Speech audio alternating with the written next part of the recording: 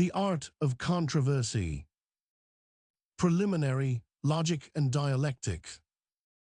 By the ancients, logic and dialectic were used as synonymous terms, although to think over, to consider, to calculate, and to converse are two very different things. The name dialectic was, as we are informed by Diogenes Laertius, first used by Plato, and in the Phaedrus, Sophist, Republic, BK 7 and elsewhere, we find that by dialectic he means the regular employment of the reason and skill in the practice of it. Aristotle also uses the word in this sense, but according to Laurentius Valla, he was the first to use logic too in a similar way. Dialectic, therefore, seems to be an older word than logic. Cicero and Quintilian use the words in the same general signification. That is, difficult points. This use of the words and synonymous terms lasted through the Middle Ages into modern times, in fact, until the present day. But more recently, and in particular by Kant, dialectic has often been employed in a bad sense, as meaning the art of sophistical controversy, and hence logic has been preferred, as of the two the more innocent designation. Nevertheless, both originally meant the same thing, and in the last few years they have again been recognized as synonymous. It is a pity that the words have thus been used from of old, and that I am not quite at liberty to distinguish their meanings. Otherwise, I should have preferred to define logic from word and reason, which are inseparable as the science of the laws of thought, that is, of the method of reason, and dialectic from, to conversing every conversation communicates either facts or opinions, that is to say, it is historical or deliberative as the art of disputation, in the modern sense of the word.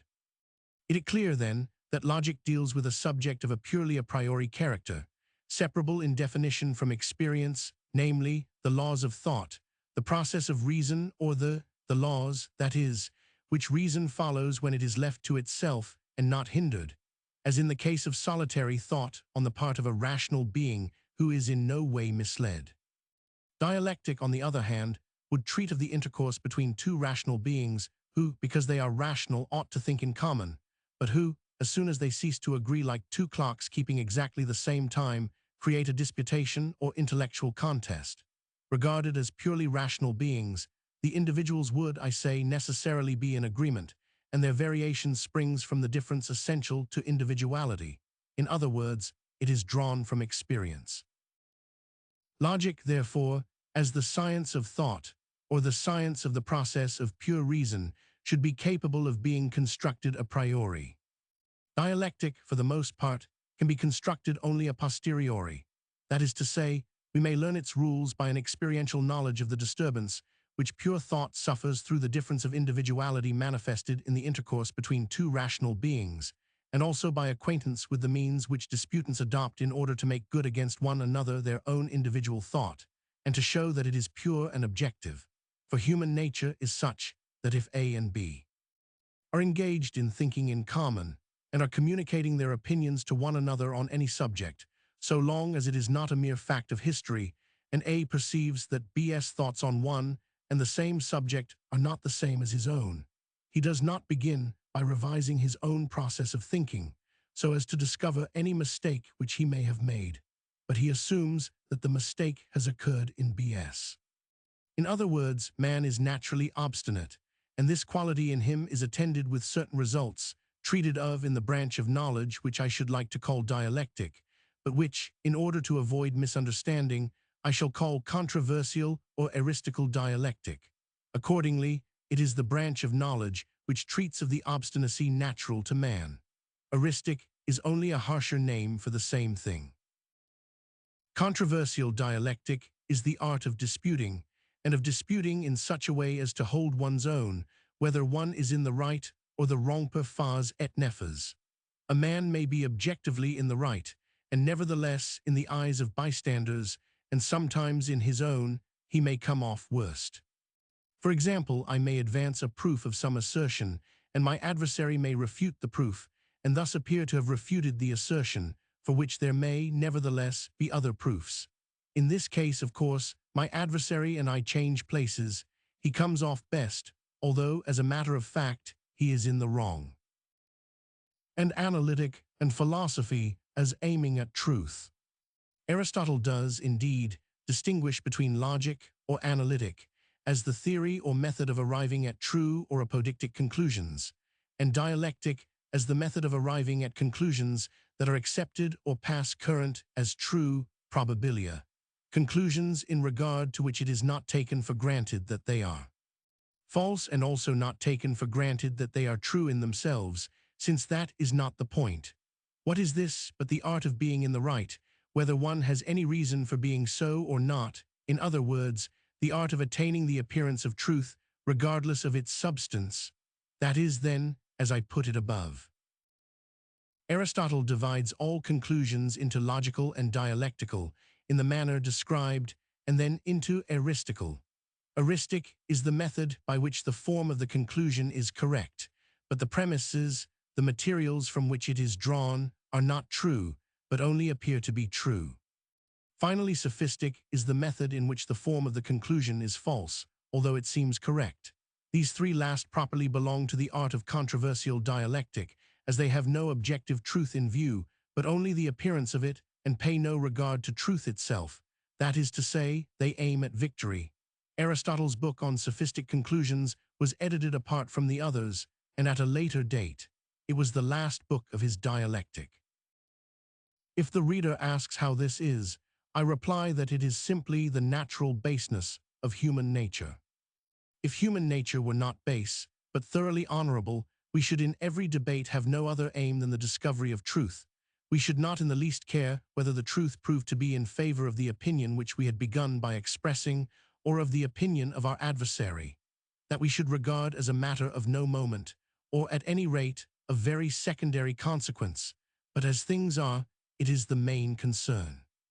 Our innate vanity, which is particularly sensitive in reference to our intellectual powers, will not suffer us to allow that our first position was wrong and our adversary's right. The way out of this difficulty would be simply to take the trouble always to form a correct judgment. For this, a man would have to think before he spoke. But with most men, innate vanity is accompanied by loquacity and innate dishonesty. They speak before they think, and even though they may afterwards perceive that they are wrong and that what they assert is false, they want it to seem the contrary. The interest in truth, which may be presumed to have been their only motive when they stated the proposition alleged to be true, now gives way to the interests of vanity. And so, for the sake of vanity, what is true must seem false, and what is false must seem true. However, this very dishonesty, this persistence in a proposition which seems false even to ourselves, has something to be said for it. It often happens that we begin with the firm conviction of the truth of our statement, but our opponent's argument appears to refute it. Should we abandon our position at once, we may discover later on that we were right after all. The proof we offered was false, but nevertheless, there was a proof for our statement which was true. The argument which would have been our salvation did not occur to us at the moment. Hence we make it a rule to attack a counter-argument, even though to all appearances it is true and forcible, in the belief that its truth is only superficial, and that in the course of the dispute another argument will occur to us by which we may upset it or succeed in confirming the truth of our statement. In this way we are almost compelled to become dishonest, or, at any rate, the temptation to do so is very great. Thus it is that the weakness of our intellect and the perversity of our will lend each other mutual support, and that generally a disputant fights not for truth, but for his proposition, as though it were a battle pro aris et faucis. He sets to work per fas et nefas, nay, as we have seen, he cannot easily do otherwise. As a rule, then, every man will insist on maintaining whatever he has said, even though for the moment he may consider it false or doubtful. To some extent, every man is armed against such a procedure by his own cunning and villainy. He learns by daily experience, and thus comes to have his own natural dialectic, just as he has his own natural logic. But his dialectic is by no means as safe a guide as his logic. It is not so easy for anyone to think or draw an inference contrary to the laws of logic. False judgments are frequent, false conclusions very rare. A man cannot easily be deficient in natural logic, but he may very easily be deficient in natural dialectic, which is a gift apportioned in unequal measure. In so far natural dialectic resembles the faculty of judgment, which differs in degree with every man, while reason, strictly speaking, is the same. For it often happens that, in a matter in which a man is really in the right, he is confounded or refuted by merely superficial arguments, and if he emerges victorious from a contest, he owes it very often not so much to the correctness of his judgment in stating his proposition, as to the cunning and address with which he defended it.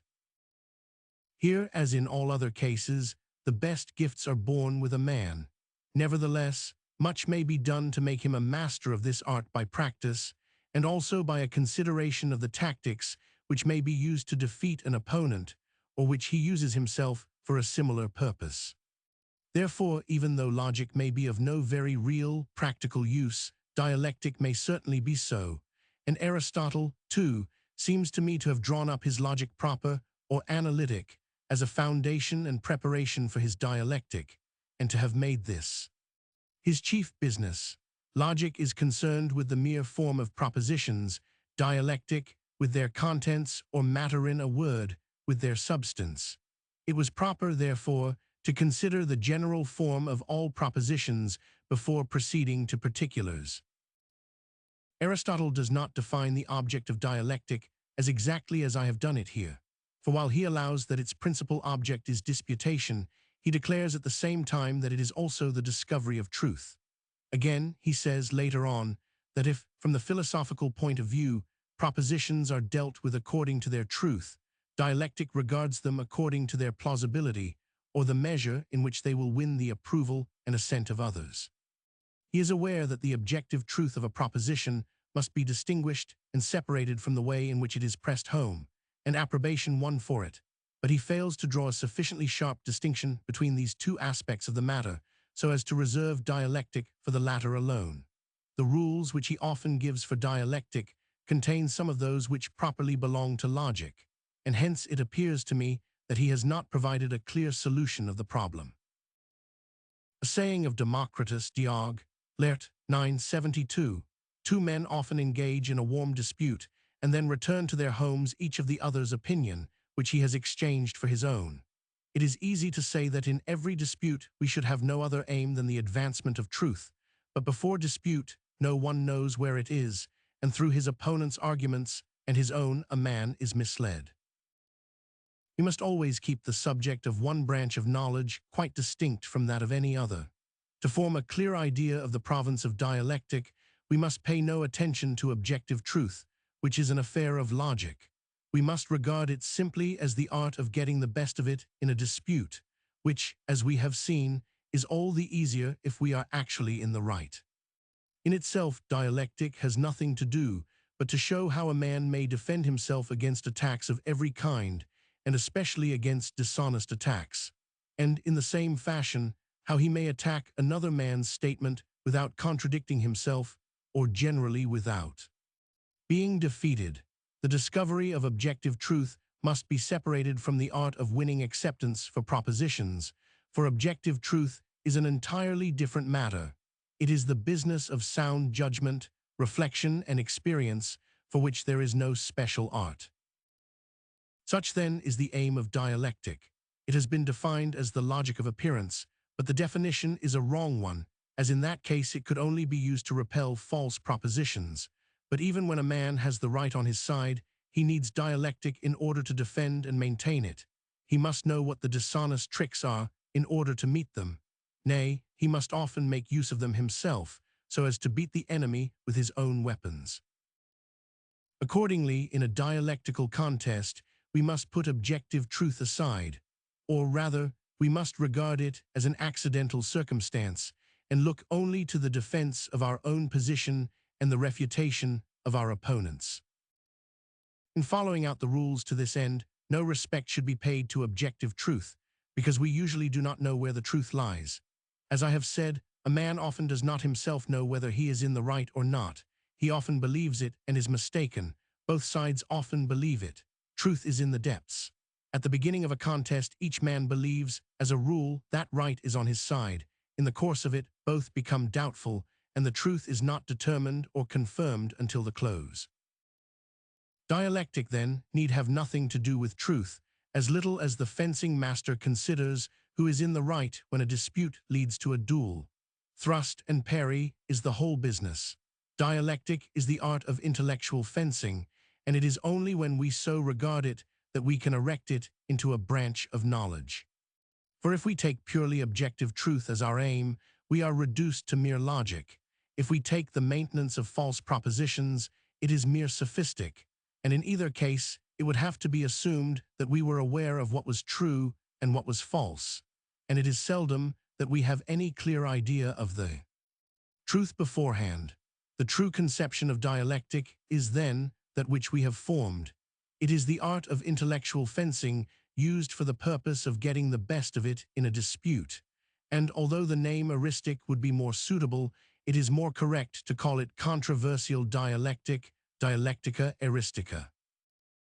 Dialectic in this sense of the word has no other aim but to reduce to a regular system and collect and exhibit the arts which most men employ when they observe, in a dispute, that truth is not on their side and still attempt to gain the day.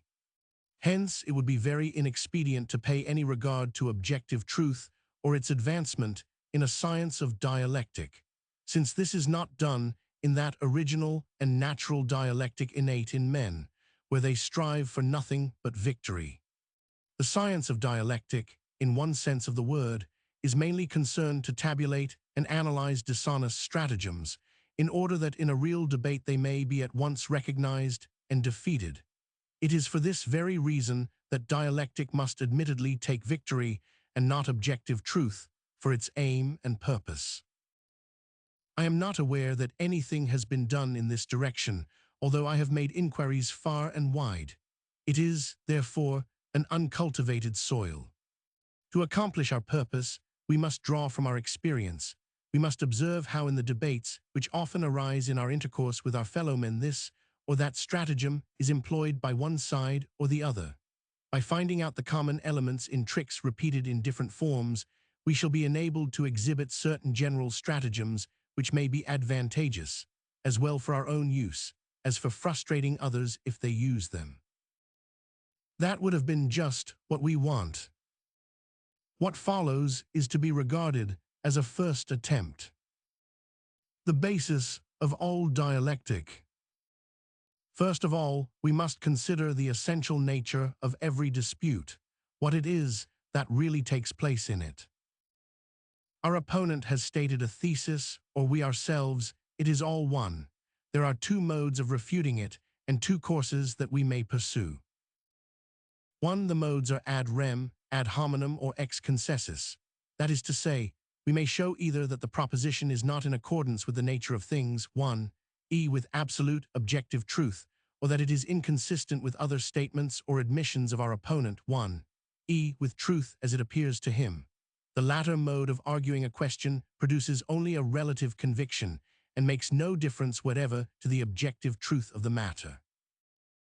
2. The two courses that we may pursue are the direct and the indirect refutation. The direct attacks the reason for the thesis, the indirect, its results. The direct refutation shows that the thesis is not true, the indirect, that it cannot be true. The direct course admits of a twofold procedure.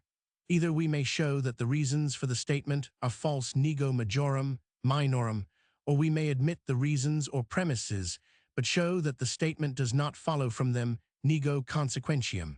That is, we attack the conclusion or form of the syllogism. The direct refutation makes use either of the diversion or of the instance. Of the diversion, we accept our opponent's proposition as true, and then show what follows from it when we bring it into connection with some other proposition acknowledged to be true. We use the two propositions as the premises of a syllogism giving a conclusion which is manifestly false, as contradicting either the nature of things or other statements of our opponent himself. That is to say, the conclusion is false either ad rem or ad hominem. Consequently, our opponent's proposition must have been false, for while true premises can give only a true conclusion, false premises need not always give a false one. Be the instance or the example to the contrary. This consists in refuting the general proposition by direct reference to particular cases which are included in it in the way in which it is stated, but to which it does not apply, and by which it is therefore shown to be necessarily false. Such is the framework or skeleton of all forms of disputation, for to this every kind of controversy may be ultimately reduced. The whole of a controversy may, however, actually proceed in the manner described, or only appear to do so, and it may be supported by genuine or spurious arguments. It is just because it is not easy to make out the truth in regard to this matter that debates are so long and so obstinate. Nor can we, in ordering the argument, separate actual from apparent truth, since even the disputants are not certain about it beforehand. Therefore I shall describe the various tricks or stratagems without regard to questions of objective truth or falsity, for that is a matter on which we have no assurance, and which cannot be determined previously. Moreover, in every disputation or argument on any subject we must agree about something, and by this, as a principle, we must be willing to judge the matter in question. We cannot argue with those who deny principles. Contra negentem principia non est disputandum. Stratagems. 1. The extension. This consists in carrying your opponent's proposition beyond its natural limits, in giving it as general a signification and as wide a sense as possible, so as to exaggerate it, and on the other hand, in giving your own proposition as restricted a sense and as narrow limits as you can, because the more general a statement becomes, the more numerous are the objections to which it is open. The defense consists in an accurate statement of the point or essential question at issue. Example 1. I asserted that the English was supreme in drama. My opponent attempted to give an instance to the contrary, and replied that it was a well-known fact that in music, and consequently in opera, they could do nothing at all. I repelled the attack by reminding him that music was not included in dramatic art, which covered tragedy and comedy alone. This he knew very well. What he had done was to try to generalize my proposition so that it would apply to all theatrical representations and consequently to opera and then to music, in order to make certain of defeating me. Contrarily, we may save our proposition by reducing it within narrower limits than we had first intended, if our way of expressing it favors this expedient. Example 2. A declares that the peace of 1814 gave back their independence to all the German towns of the Hanseatic League. B gives an instance to the contrary by reciting the fact that Danzig, which received its independence from Buonaparte, lost it by that peace. A saves himself thus: I said all German towns, and Danzig was in Poland. This trick was mentioned by Aristotle in the Topica BK 8:212. Example 3. Lamarck, in his Philosophically Zoologique Vol. 1, states that the polyp has no feeling because it has no nerves. It is certain, however, that it has some sort of perception, for it advances towards light by moving in an ingenious fashion from branch to branch, and it seizes its prey. Hence it has been assumed that its nervous system is spread over the whole of its body in equal measure, as though it were blended with it, for it is obvious that the polyp possesses some faculty of perception without having any separate organs of sense.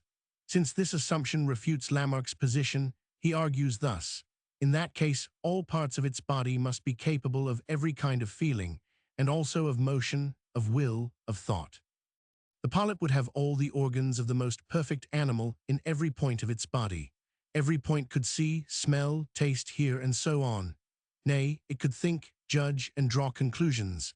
Every particle of its body would be a perfect animal, and it would stand higher than man, as every part of it would possess all the faculties which man possesses only in the whole of him. Further, there would be no reason for not extending what is true of the polyp to all monads, the most imperfect of all creatures, and ultimately to the plants, which are also alive, etc., etc. By using dialectical tricks of this kind, a writer betrays that he is secretly conscious of being in the wrong. Because it was said that the creature's whole body is sensitive to light, and is therefore possessed of nerves, he makes out that its whole body is capable of thought. 2. The homonymy.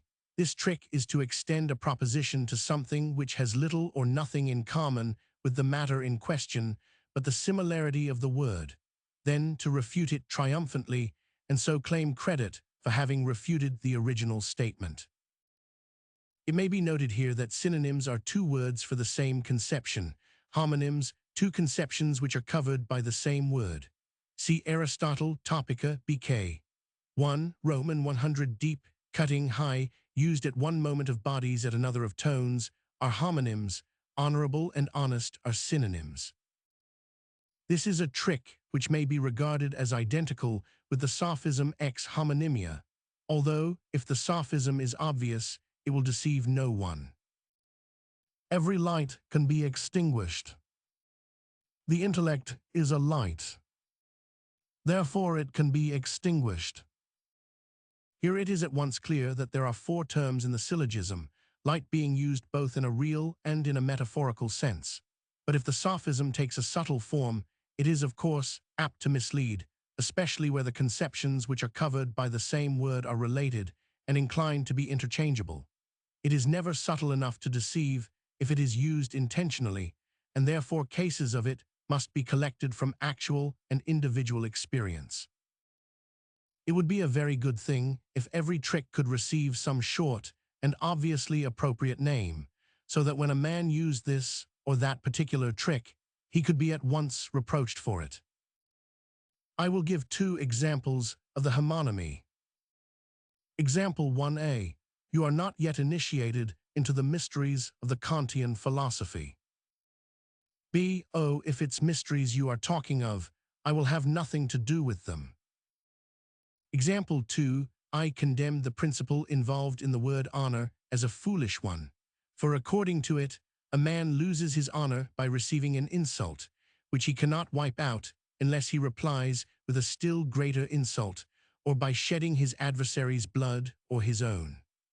I contended that a man's true honor cannot be outraged by what he suffers, but only and alone by what he does, for there is no saying what may befall any one of us. My opponent immediately attacked the reason I had given, and triumphantly proved to me that when a tradesman was falsely accused of misrepresentation, dishonesty, or neglect in his business, it was an attack upon his honor, which in this case was outraged solely by what he suffered, and that he could only retrieve it by punishing his aggressor and making him retract. Here, by a homonymy, he was foisting civic honor, which is otherwise called good name, and which may be outraged by libel and slander, on to the conception of knightly honor, also called point d'honneur, which may be outraged by insult. And since an attack on the former cannot be disregarded, but must be repelled by public disproof, so, with the same justification, an attack on the latter must not be disregarded either, but it must be defeated by still greater insult and a duel. Here we have a confusion of two essentially different things through the homonymy in the word honor, and a consequent alteration of the point in dispute. 3. Another trick is to take a proposition which is laid down relatively and in reference to some particular matter as though it were uttered with a general or absolute application, or, at least, to take it in some quite different sense and then refute it.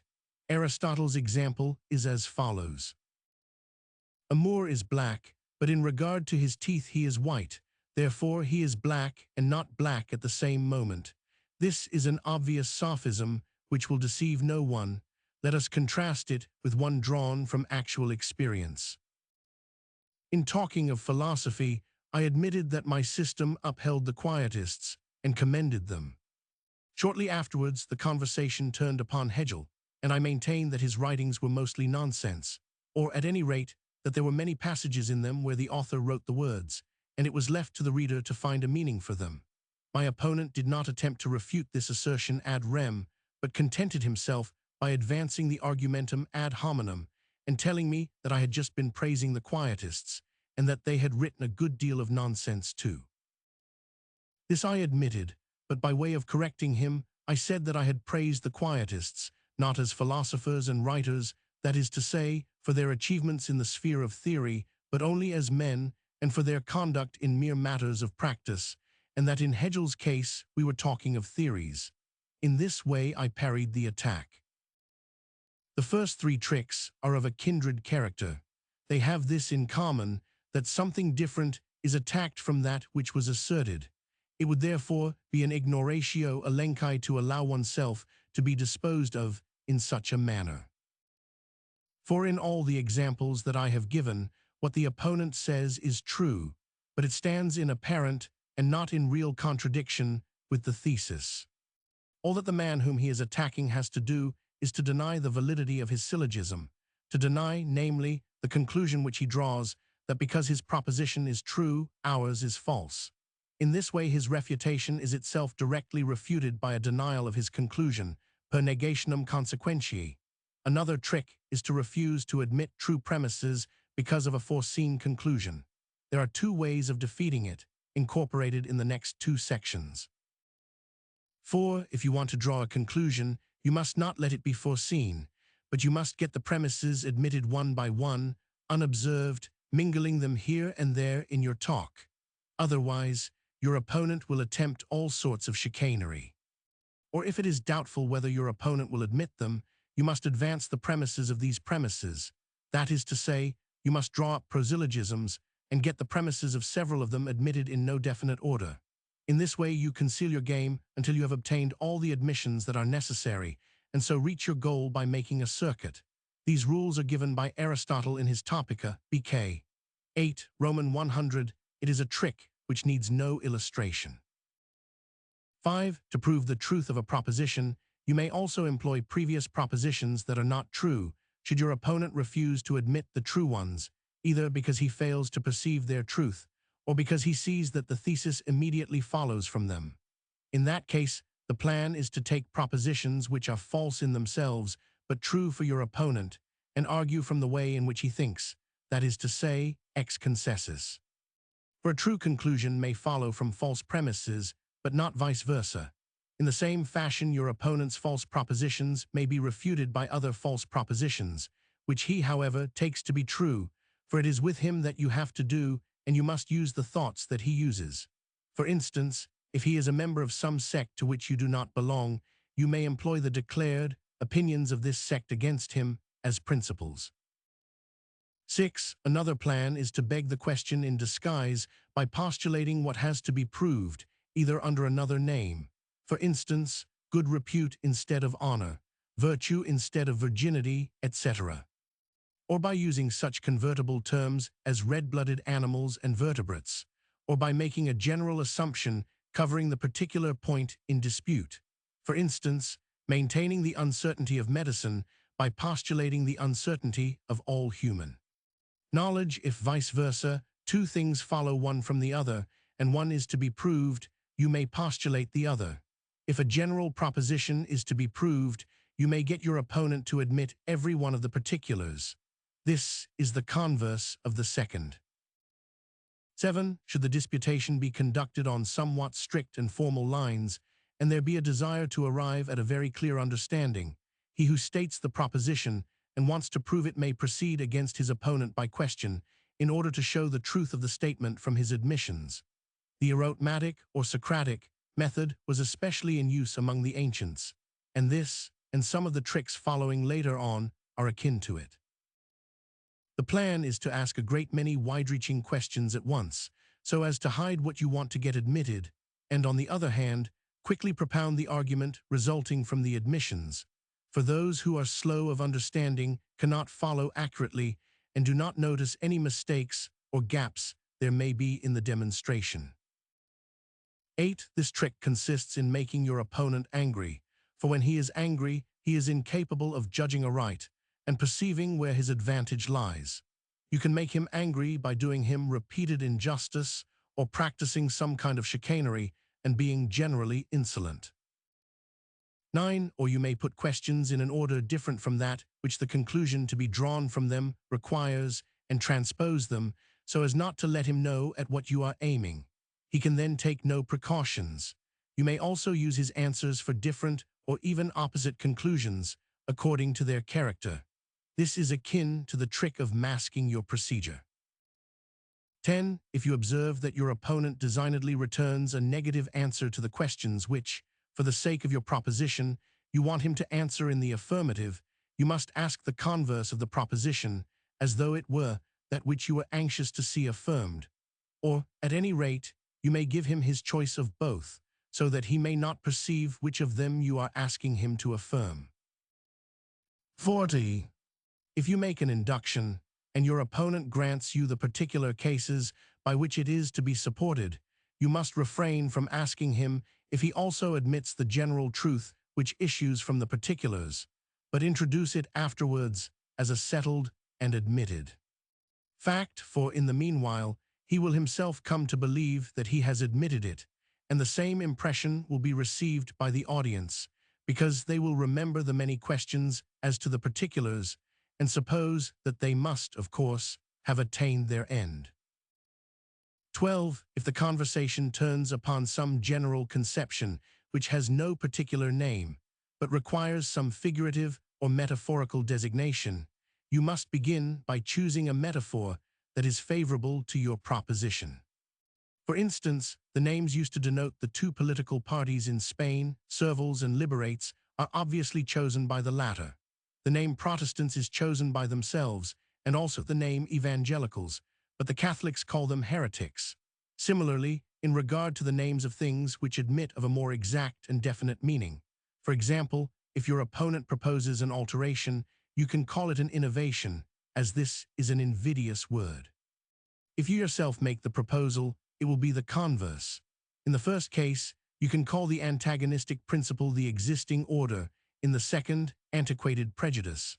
What an impartial man with no further purpose to serve would call public worship or a system of religion is described by an adherent as piety, godliness, and by an opponent as bigotry, superstition. This is, at bottom, a subtle petitio principii.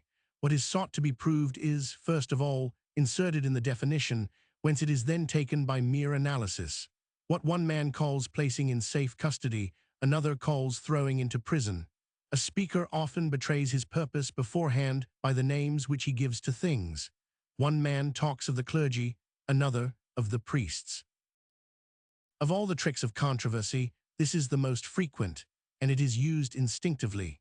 You hear of religious zeal or fanaticism, a faux pas piece of gallantry or adultery, an equivocal or a bawdy story, embarrassment or bankruptcy, through influence and connection or by bribery and nepotism, sincere gratitude or good pay. 13. To make your opponent accept a proposition, you must give him the counter-proposition as well, leaving him his choice of the two, and you must render the contrast as glaring as you can, so that to avoid being paradoxical, he will accept the proposition, which is thus made to look quite probable. For instance, if you want to make him admit that a boy must do everything that his father tells him to do, ask him whether in all things we must obey or disobey our parents. Or, if a thing is said to occur often, ask whether by often you are to understand few or many cases, and he will say many. It is as though you were to put gray next black and call it white, or next white and call it black. 14. This, which is an impudent trick, is played as follows. When your opponent has answered several of your questions without the answers turning out favorable to the conclusion at which you are aiming, advance the desired conclusion, although it does not in the least follow, as though it had been proved, and proclaim it in a tone of triumph. If your opponent is shy or stupid, and you yourself possess a great deal of impudence and a good voice, the trick may easily succeed. It is akin to the fallacy non causi ut causi. 15. If you have advanced a paradoxical proposition and find a difficulty in proving it, you may submit for your opponent's acceptance or rejection some true proposition, the truth of which, however, is not quite palpable, as though you wished to draw your proof from it.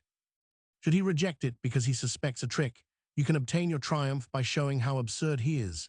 Should he accept it, you have got reason on your side for the moment and must now look about you, or else you can employ the previous trick as well and maintain that your paradox is proved by the proposition which he has accepted. For this, an extreme degree of impudence is required, but experience shows cases of it, and there are people who practice it by instinct. 16. Another trick is to use arguments ad hominem or ex concessis when your opponent makes a proposition. You must try to see whether it is not in some way, if needs be, only apparently inconsistent with some other proposition which he has made or admitted, or with the principles of a school or sect which he has commended and approved, or with the actions of those who support the sect, or else of those who give it only an apparent and spurious support, or with his own actions or want of action. For example, should he defend suicide, you may at once exclaim, "Why do not you hang yourself?" Should he maintain that Berlin is an unpleasant place to live in, you may say, "Why do not you leave by the first train?" Some such claptrap is always possible. 17. If your opponent presses you with a counterproof, you will often be able to save yourself by advancing some subtle distinction, which, it is true, had not previously occurred to you. That is, if the matter admits of a double application, or of being taken in any ambiguous sense. 18. If you observe that your opponent has taken up a line of argument which will end in your defeat, you must not allow him to carry it to its conclusion, but interrupt the course of the dispute in time, or break it off altogether, or lead him away from the subject, and bring him to others. In short, you must effect the trick which will be noticed later on, the mutatio controversi. See 29:19. Should your opponent expressly challenge you to produce any objection to some definite point in his argument, and you have nothing much to say, you must try to give the matter a general turn, and then talk against that. If you are called upon to say why a particular physical hypothesis cannot be accepted, you may speak of the fallibility of human knowledge and give various illustrations of it. 20. When you have elicited all your premises and your opponent has admitted them, you must refrain from asking him for the conclusion, but draw it at once for yourself. Nay, even though one or other of the premises should be lacking, you may take it as though it too had been admitted, and draw the conclusion. This trick is an application of the fallacy non causi ut causi. 21. When your opponent uses a merely superficial or sophistical argument, and you see through it, you can, it is true, refute it by setting forth its captious and superficial character. But it is better to meet him with a counter-argument which is just as superficial and sophistical, and so dispose of him. For it is with victory that you are concerned, and not with truth. If, for example, he adopts an argumentum ad hominem, it is sufficient to take the force out of it by a counter-argumentum ad hominem or argumentum ex concessis. And in general, instead of setting forth the true state of the case at equal length, it is shorter to take this course if it lies open to you. 22. If your opponent requires you to admit something from which the point in dispute will immediately follow, you must refuse to do so, declaring that it is a petitio principii, for he and the audience will regard a proposition which is near akin to the point in dispute as identical with it, and in this way you deprive him of his best argument. 23. Contradiction and contention irritate a man into exaggerating his statement. By contradicting your opponent, you may drive him into extending beyond its proper limits a statement which, at all events within those limits and in itself, is true. And when you refute this exaggerated form of it, you look as though you had also refuted his original statement. Contrarily, you must take care not to allow yourself to be misled by contradictions into exaggerating or extending a statement of your own. It will often happen that your opponent will himself directly try to extend your statement further than you meant it. Here you must at once stop him and bring him back to the limits which you set up. That's what I said, and no more. 24. This trick consists in stating a false syllogism. Your opponent makes a proposition, and by false inference and distortion of his ideas, you force from it other propositions which it does not contain, and he does not in the least mean, nay, which are absurd or dangerous. It then looks as if his proposition gave rise to others which are inconsistent either with themselves or with some acknowledged truth, and so it appears to be indirectly refuted. This is the diversion, and it is another application of the fallacy non causi ut causi. 25. This is a case of the diversion by means of an instance to the contrary. With an induction, a great number of particular instances are required in order to establish it as a universal proposition, but with the diversion, a single instance, to which the proposition does not apply, is all that is necessary to overthrow it. This is a controversial method known as the instancing stantia. For example, all ruminants are horned is a proposition which may be upset by the single instance of the camel. The instance is a case in which a universal truth is sought to be applied, and something is inserted in the fundamental definition of it which is not universally true, and by which it is upset. But there is room for mistake, and when this trick is employed by your opponent, you must observe whether the example which he gives is really true, for there are problems of which the only true solution is that the case in point is not true. For example, many miracles, ghost stories, and so on, and whether it really comes under the conception of the truth thus stated, for it may only appear to do so, and the matter is one to be settled by precise distinctions, and whether it is really inconsistent with this conception, for this again may be only an apparent inconsistency. 26. A brilliant move is the retorsio argumenti, or turning of the tables, by which your opponent's argument is turned against himself. He declares, for instance, so-and-so is a child, you must make allowance for him. You retort, just because he is a child, I must correct him, otherwise he will persist in his bad habits. 27. Should your opponent surprise you by becoming particularly angry at an argument, you must urge it with all the more zeal, not only because it is a good thing to make him angry, but because it may be presumed that you have here put your finger on the weak side of his case, and that just here he is more open to attack than even for the moment you perceive. 28. This is chiefly practicable in a dispute between scholars in the presence of the unlearned. If you have no argument ad rem and none either ad hominem, you can make one ad auditors. That is to say, you can start some invalid objection, which, however, only an expert sees to be invalid. Now your opponent is an expert, but those who form your audience are not, and accordingly in their eyes he is defeated, particularly if the objection which you make places him in any ridiculous light. People are ready to laugh, and you have the laughers on your side. To show that your objection is an idle one would require a long explanation on the part of your opponent, and a reference to the principles of the branch of knowledge in question, or to the elements of the matter which you are discussing, and people are not disposed to listen to it. For example, your opponent states that in the original formation of a mountain range, the granite and other elements in its composition were, by reason of their high temperature, in a fluid or molten state, that the temperature must have amounted to some 480 Fahrenheit, and that when the mass took shape, it was covered by the sea. You reply by an argument ad auditors that at that temperaturene, indeed, long before it had been reached, namely, at 212 Fahrenheit, the sea would have been boiled away and spread through the air in the form of steam. At this, the audience laughs.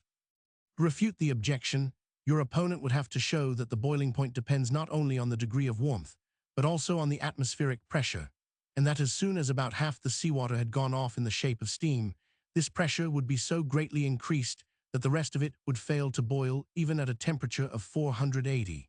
He is debarred from giving this explanation, as it would require a treatise to demonstrate the matter to those who had no acquaintance with physics. 29. If you find that you are being worsted, you can make a diversion, that is, you can suddenly begin to talk of something else, as though it had a bearing on the matter in dispute, and afforded an argument against your opponent. This may be done without presumption if the diversion has, in fact, some general bearing on the matter, but it is a piece of impudence if it has nothing to do with the case, and is only brought in by way of attacking your opponent. For example, I praised the system prevailing in China, where there is no such thing as hereditary nobility, and offices are bestowed only on those who succeed in competitive examinations. My opponent maintained that learning, as little as the privilege of birth of which he had a high opinion, fits a man for office. We argued, and he got the worst of it. Then he made a diversion, and declared that in China all ranks were punished with the bastinado, which he connected with the immoderate indulgence in tea, and proceeded to make both of them a subject of reproach to the Chinese. To follow him into all this would have been to allow oneself to be drawn into a surrender of the victory which had already been won. The diversion is mere impudence if it completely abandons the point in dispute, and raises, for instance, some such objection as yes, and you also said just now, and so on, for then the argument becomes to some extent personal, of the kind which will be treated of in the last section.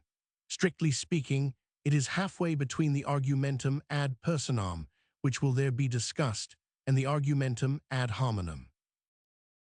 How very innate this trick is may be seen in every quarrel between common people.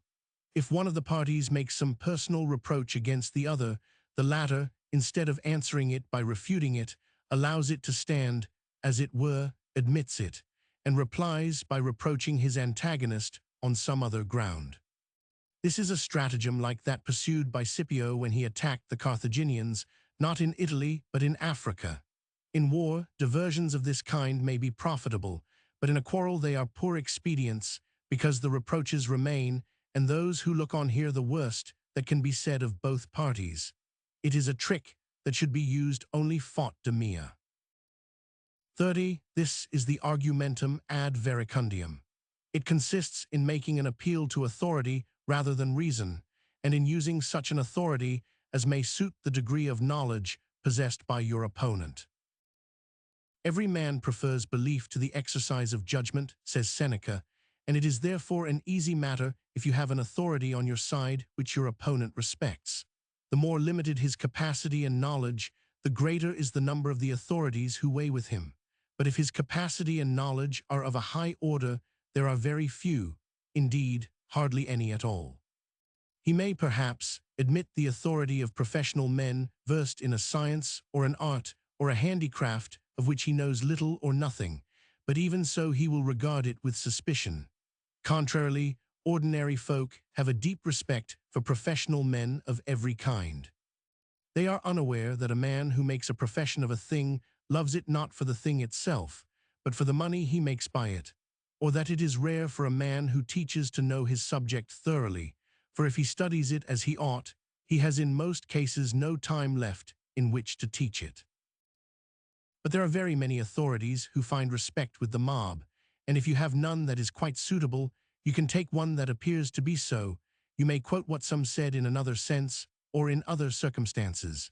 Authorities which your opponent fails to understand are those of which he generally thinks the most.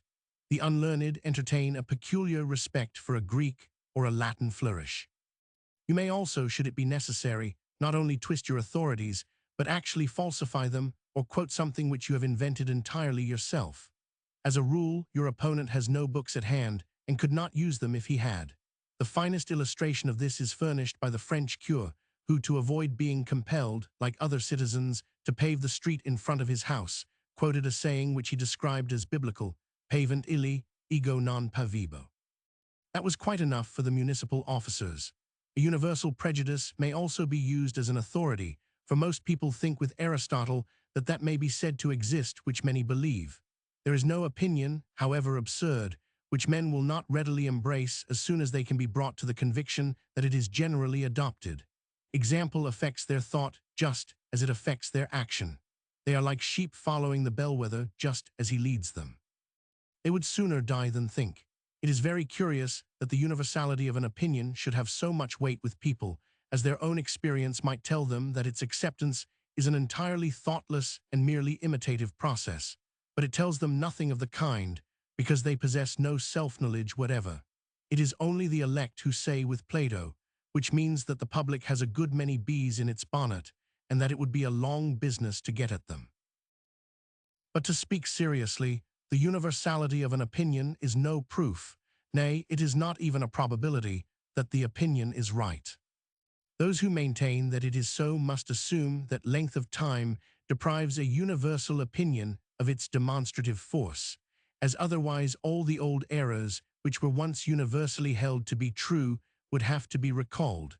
For instance, the Ptolemaic system would have to be restored, or Catholicism re-established in all Protestant countries.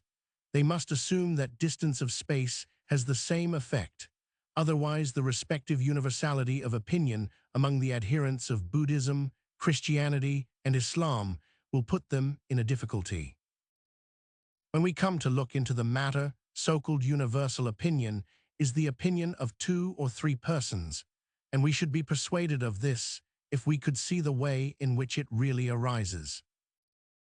We should find that it is 2 or 3 persons who, in the first instance, accepted it, or advanced and maintained it, and of whom people were so good as to believe that they had thoroughly tested it. Then a few other persons, persuaded beforehand that the first were men of the requisite capacity, also accepted the opinion.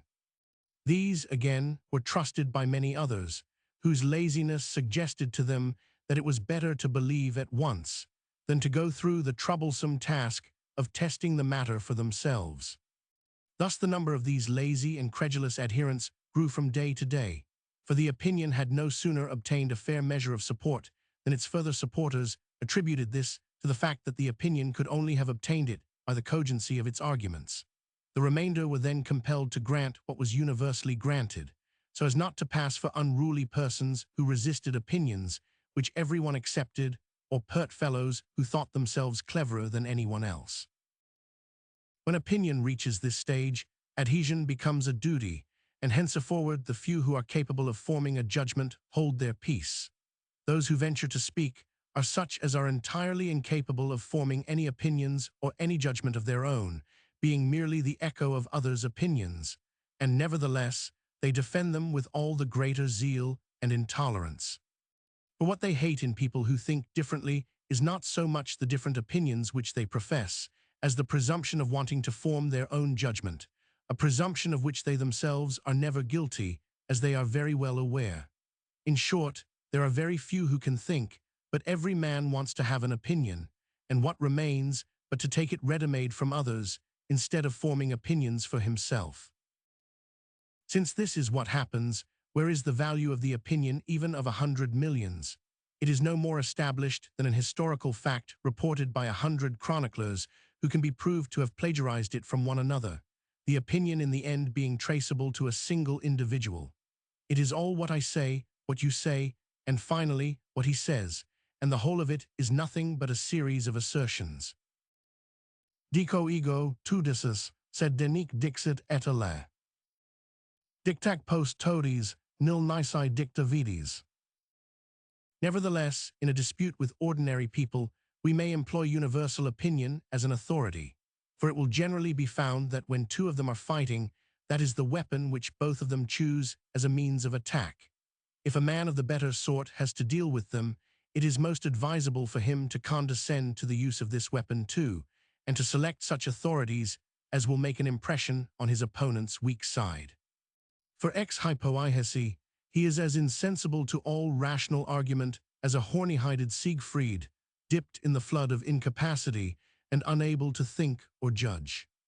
Before a tribunal, the dispute is one between authorities alone, such authoritative statements, I mean, as are laid down by legal experts, and here the exercise of judgment consists in discovering what law or authority applies to the case in question. There is, however, plenty of room for dialectic, for should the case in question and the law not really fit each other, they can, if necessary, be twisted until they appear to do so, or vice versa. 31. If you know that you have no reply to the arguments which your opponent advances, you may, by a fine stroke of irony, declare yourself to be an incompetent judge. What you now say passes my poor powers of comprehension. It may be all very true, but I cannot understand it, and I refrain from any expression of opinion on it. In this way you insinuate to the bystanders, with whom you are in good repute, that what your opponent says is nonsense. Thus, when Kant's critic appeared, or rather when it began to make a noise in the world, many professors of the old eclectic school declared that they failed to understand it, in the belief that their failure settled the business. But when the adherents of the new school proved to them that they were quite right, and had really failed to understand it, they were in a very bad humor. This is a trick which may be used only when you are quite sure that the audience thinks much better of you than of your opponent. A professor, for instance, may try it on a student. Strictly, it is a case of the preceding trick. It is a particularly malicious assertion of one's own authority instead of giving reasons. The counter-trick is to say, I beg your pardon, but with your penetrating intellect, it must be very easy for you to understand anything, and it can only be my poor statement of the matter that is at fault, and then go on to rub it into him until he understands it nolens volens and sees for himself that it was really his own fault alone. In this way you parry his attack, With the greatest politeness, he wanted to insinuate that you were talking nonsense, and you, with equal courtesy, proved to him that he is a fool. 32. If you are confronted with an assertion, there is a short way of getting rid of it, or, at any rate, of throwing suspicion on it, by putting it into some odious category, even though the connection is only apparent, or else of a loose character. You can say, for instance, that is Manichaeism, or it is Arianism, or Pelagianism, or idealism, or Spinozism, or pantheism, or Brownianism, or naturalism, or atheism, or rationalism, spiritualism, mysticism, and so on. In making an objection of this kind, you take it for granted that the assertion in question is identical with, or is at least contained in, the category cite, that is to say, you cry out, "Oh, I have heard that before," and that the system referred to has been entirely refuted and does not contain a word of truth. 33. That's all very well in theory, but it will not do in practice. In this sophism, you admit the premises but deny the conclusion, in contradiction with a well-known rule of logic. The assertion is based upon an impossibility. What is right in theory must work in practice, and if it does not, there is a mistake in the theory. Something has been overlooked and not allowed for, and consequently, what is wrong in practice is wrong in theory too. 34. When you state a question or an argument, and your opponent gives you no direct answer or reply, but evades it by a counter-question or an indirect answer or some assertion which has no bearing on the matter, and generally tries to turn the subject, it is a sure sign that you have touched a weak spot, sometimes without knowing it. You have, as it were, reduced him to silence. You must, therefore, urge the point all the more, and not let your opponent evade it, even when you do not know where the weakness which you have hit upon really lies. 35. There is another trick which, as soon as it is practicable, makes all others unnecessary.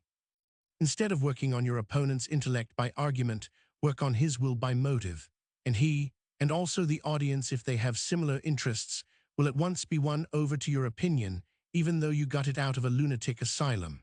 For, as a general rule, half an ounce of will is more effective than a hundredweight of insight and intelligence. This, it is true, can be done only under peculiar circumstances. If you succeed in making your opponent feel that his opinion, should it prove true, will be distinctly prejudicial to his interest, he will let it drop like a hot potato and feel that it was very imprudent to take it up.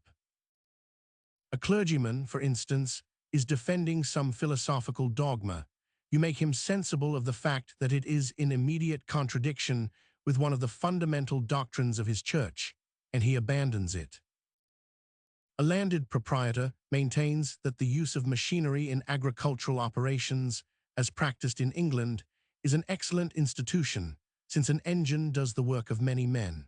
You give him to understand that it will not be very long before carriages are also worked by steam, and that the value of his large stud will be greatly depreciated, and you will see what he will say.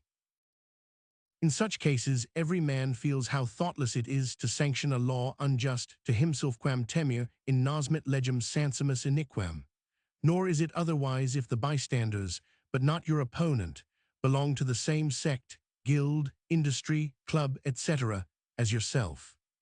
Let his thesis be never so true, as soon as you hint that it is prejudicial to the common interests of the said society, all the bystanders will find that your opponent's arguments, however excellent they be, are weak and contemptible, and that yours, on the other hand, though they were random conjecture, are correct and to the point. You will have a chorus of loud approval on your side, and your opponent will be driven out of the field with ignominy. Nay, the bystanders will believe, as a rule, that they have agreed with you out of pure conviction, for what is not to our interest mostly seems absurd to us, our intellect being no siccum lumen. This trick might be called taking the tree by its root. Its usual name is the argumentum ab utile. 36. You may also puzzle and bewilder your opponent by mere bombast, and the trick is possible because a man generally supposes that there must be some meaning in words. Duelijk globt der Mensch, when nur wordt hoort. Is muss sich dabei doch ook was denken lassen. If he is secretly conscious of his own weakness and accustomed to hear much that he does not understand, and to make as though he did, you can easily impose upon him by some serious fooling that sounds very deep or learned, and deprives him of hearing, sight, and thought, and by giving out that. It is the most indisputable proof of what you assert. It is a well-known fact that in recent times some philosophers have practiced this trick on the whole of the public with the most brilliant success. But since present examples are odious, we may refer to the Vicar of Wakefield for an old one. 37. Should your opponent be in the right, but luckily for your contention, choose a faulty proof, you can easily manage to refute it, and then claim that you have thus refuted his whole position. This is a trick which ought to be one of the first. It is, at bottom, an expedient by which an argumentum ad hominem is put forward as an argumentum ad rem. If no accurate proof occurs to him or to the bystanders, you have won the day. For example, if a man advances the ontological argument by way of proving God's existence, you can get the best of him, for the ontological argument may easily be refuted. This is the way in which bad advocates lose a good case, by trying to justify it by an authority which does not fit it, when no fitting one occurs to them. 38. A last trick is to become personal, insulting, rude, as soon as you perceive that your opponent has the upper hand, and that you are going to come off worst. It consists in passing from the subject of dispute, as from a lost game, to the disputant himself, and in some way attacking his person.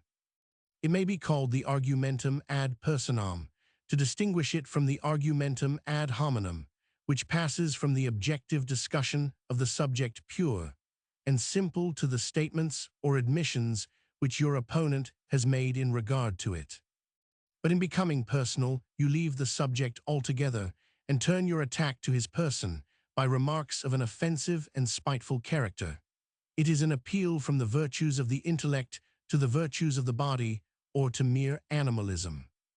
This is a very popular trick, because everyone is able to carry it into effect, and so it is of frequent application. Now the question is, what counter-trick avails for the other party?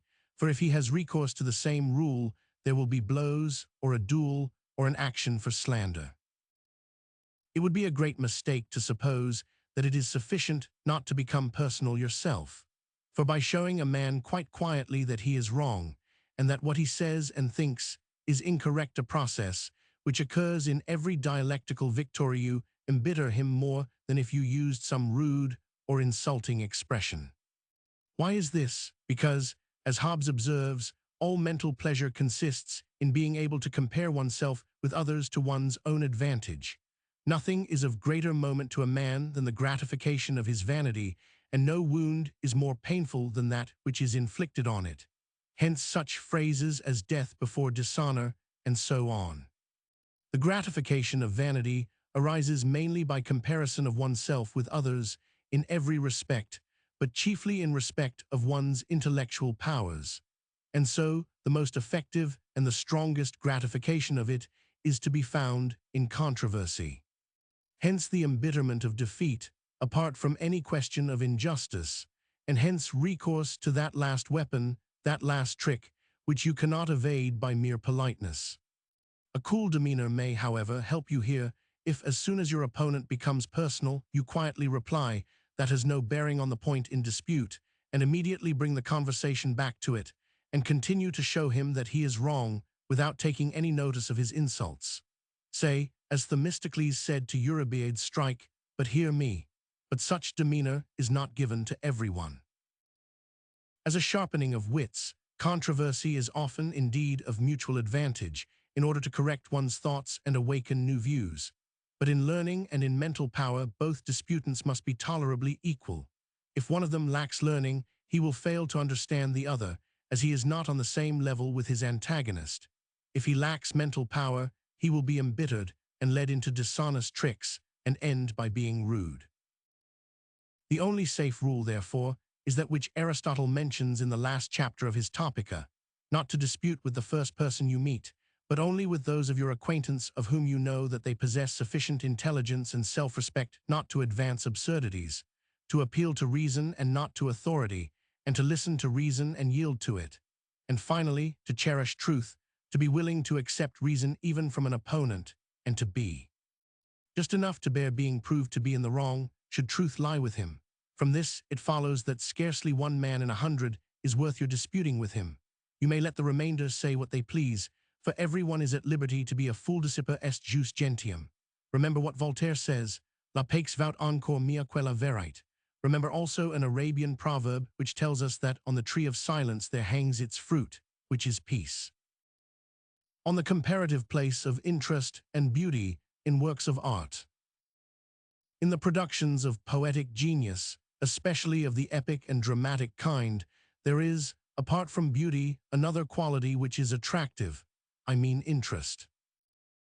The beauty of a work of art consists in the fact that it holds up a clear mirror to certain ideas inherent in the world in general. The beauty of a work of poetic art in particular is that it renders the ideas inherent in mankind, and thereby leads it to a knowledge of these ideas. The means which poetry uses for this end are the exhibition of significant characters and the invention of circumstances which will bring about significant situations, giving occasion to the characters to unfold their peculiarities and show what is in them, so that by some such representation a clearer and fuller knowledge of the many-sided idea of humanity may be attained. Beauty, however, in its general aspect, is the inseparable characteristic of the idea when it has become known. In other words, everything is beautiful in which an idea is revealed, for to be beautiful means no more than clearly to express an idea. Thus we perceive that beauty is always an affair of knowledge, and that it appeals to the knowing subject, and not to the will. Nay, it is a fact that the apprehension of beauty on the part of the subject involves a complete suppression of the will. On the other hand, we call drama or descriptive poetry interesting when it represents events and actions of a kind which necessarily arouse concern or sympathy, like that which we feel in real events involving our own person. The fate of the person represented in them is felt in just the same fashion as our own. We await the development of events with anxiety. We eagerly follow their course. Our hearts quicken when the hero is threatened. Our pulse falters as the danger reaches its acme and throbs again when he is suddenly rescued. Until we reach the end of the story, we cannot put the book aside. We lie away far into the night, sympathizing with our hero's troubles as though they were our own. Nay, instead of finding pleasure and recreation in such representations, we should feel all the pain which real life often inflicts upon us, or at least the kind which pursues us in our uneasy dreams, if in the act of reading or looking at the stage, we had not the firm ground of reality always beneath our feet. As it is, in the stress of a too violent feeling, we can find relief from the illusion of the moment, and then give way to it again at will. Moreover, we can gain this relief without any such violent transition as occurs in a dream, when we rid ourselves of its terrors only by the act of awaking. It is obvious that what is affected by poetry of this character is our will, and not merely our intellectual powers pure and simple. The word interest means, therefore, that which arouses the concern of the individual will, quod nostra interest, and here it is that beauty is clearly distinguished from interest. The one is an affair of the intellect, and that too of the purest and simplest kind. The other works upon the will.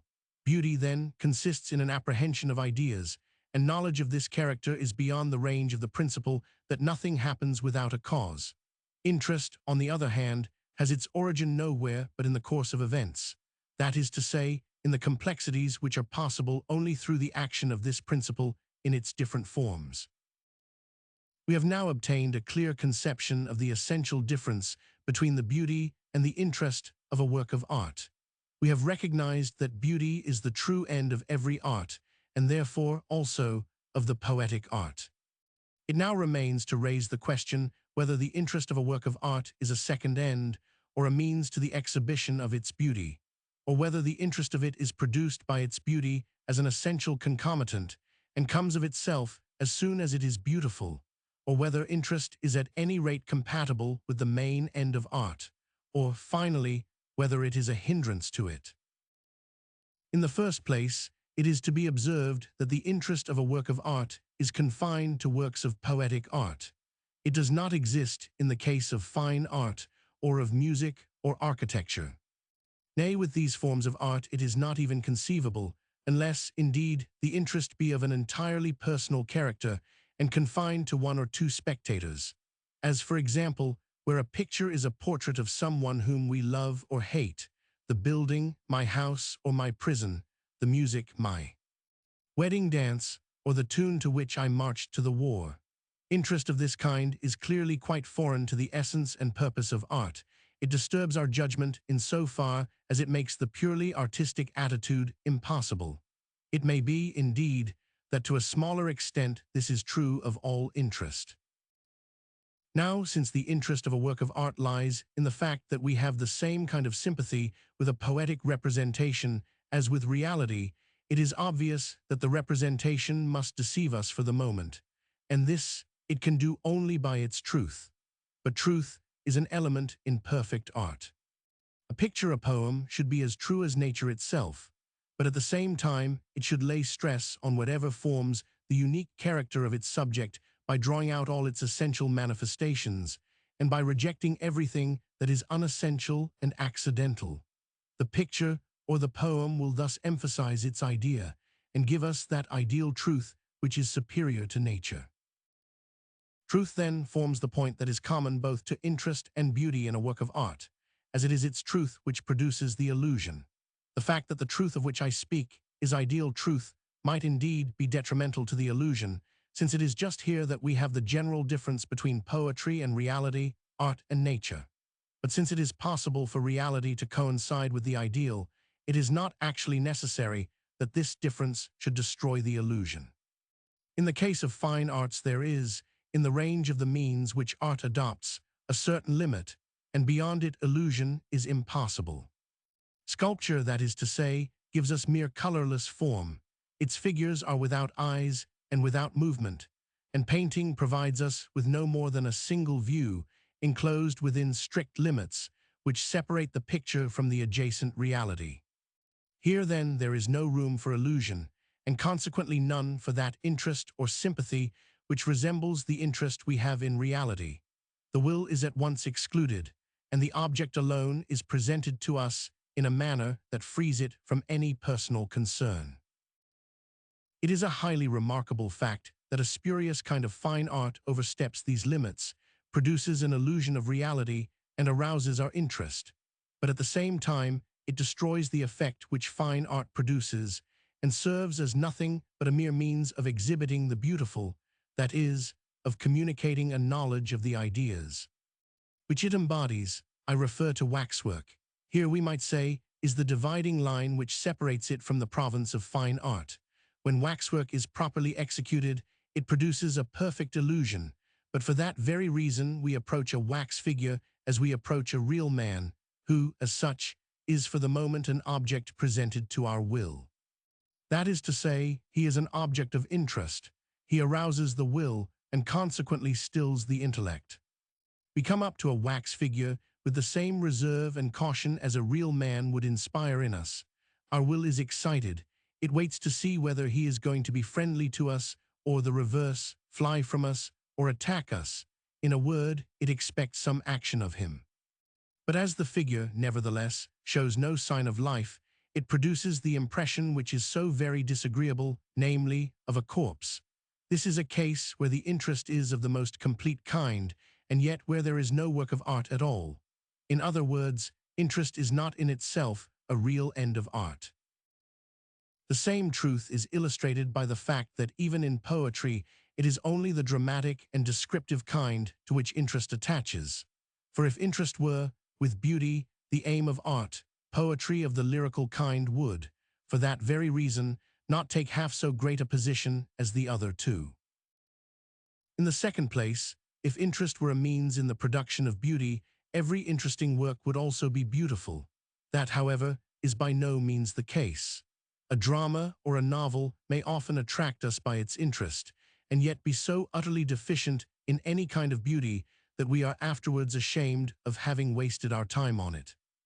This applies to many a drama which gives no true picture of the real life of man, which contains characters very superficially drawn or so distorted as to be actual monstrosities, such as are not to be found in nature.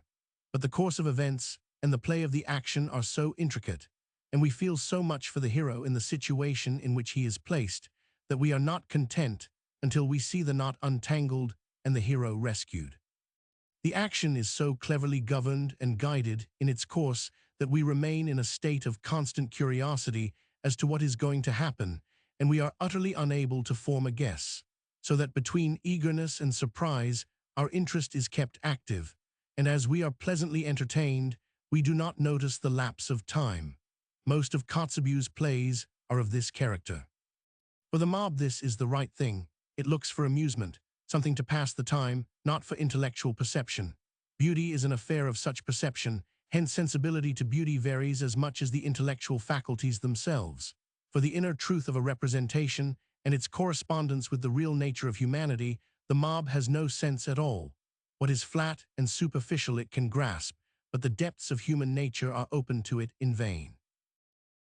It is also to be observed that dramatic representations which depend for their value on their interest lose by repetition, because they are no longer able to arouse curiosity as to their course, since it is already known. To see them often makes them stale and tedious. On the other hand, works of which the value lies in their beauty gain by repetition, as they are then more and more understood. Most novels are on the same footing as dramatic representations of this character. They are creatures of the same sort of imagination as we see in the storyteller of Venice and Naples, who lays a hat on the ground and waits until an audience is assembled. Then he spins a tale which so captivates his hearers that when he gets to the catastrophe, he makes a round of the crowd, hat in hand, for contributions, without the least fear that his hearers will slip away. Similar storytellers ply their trade in this country, though in a less direct fashion. They do it through the agency of publishers and circulating libraries. Thus they can avoid going about in rags like their colleagues elsewhere.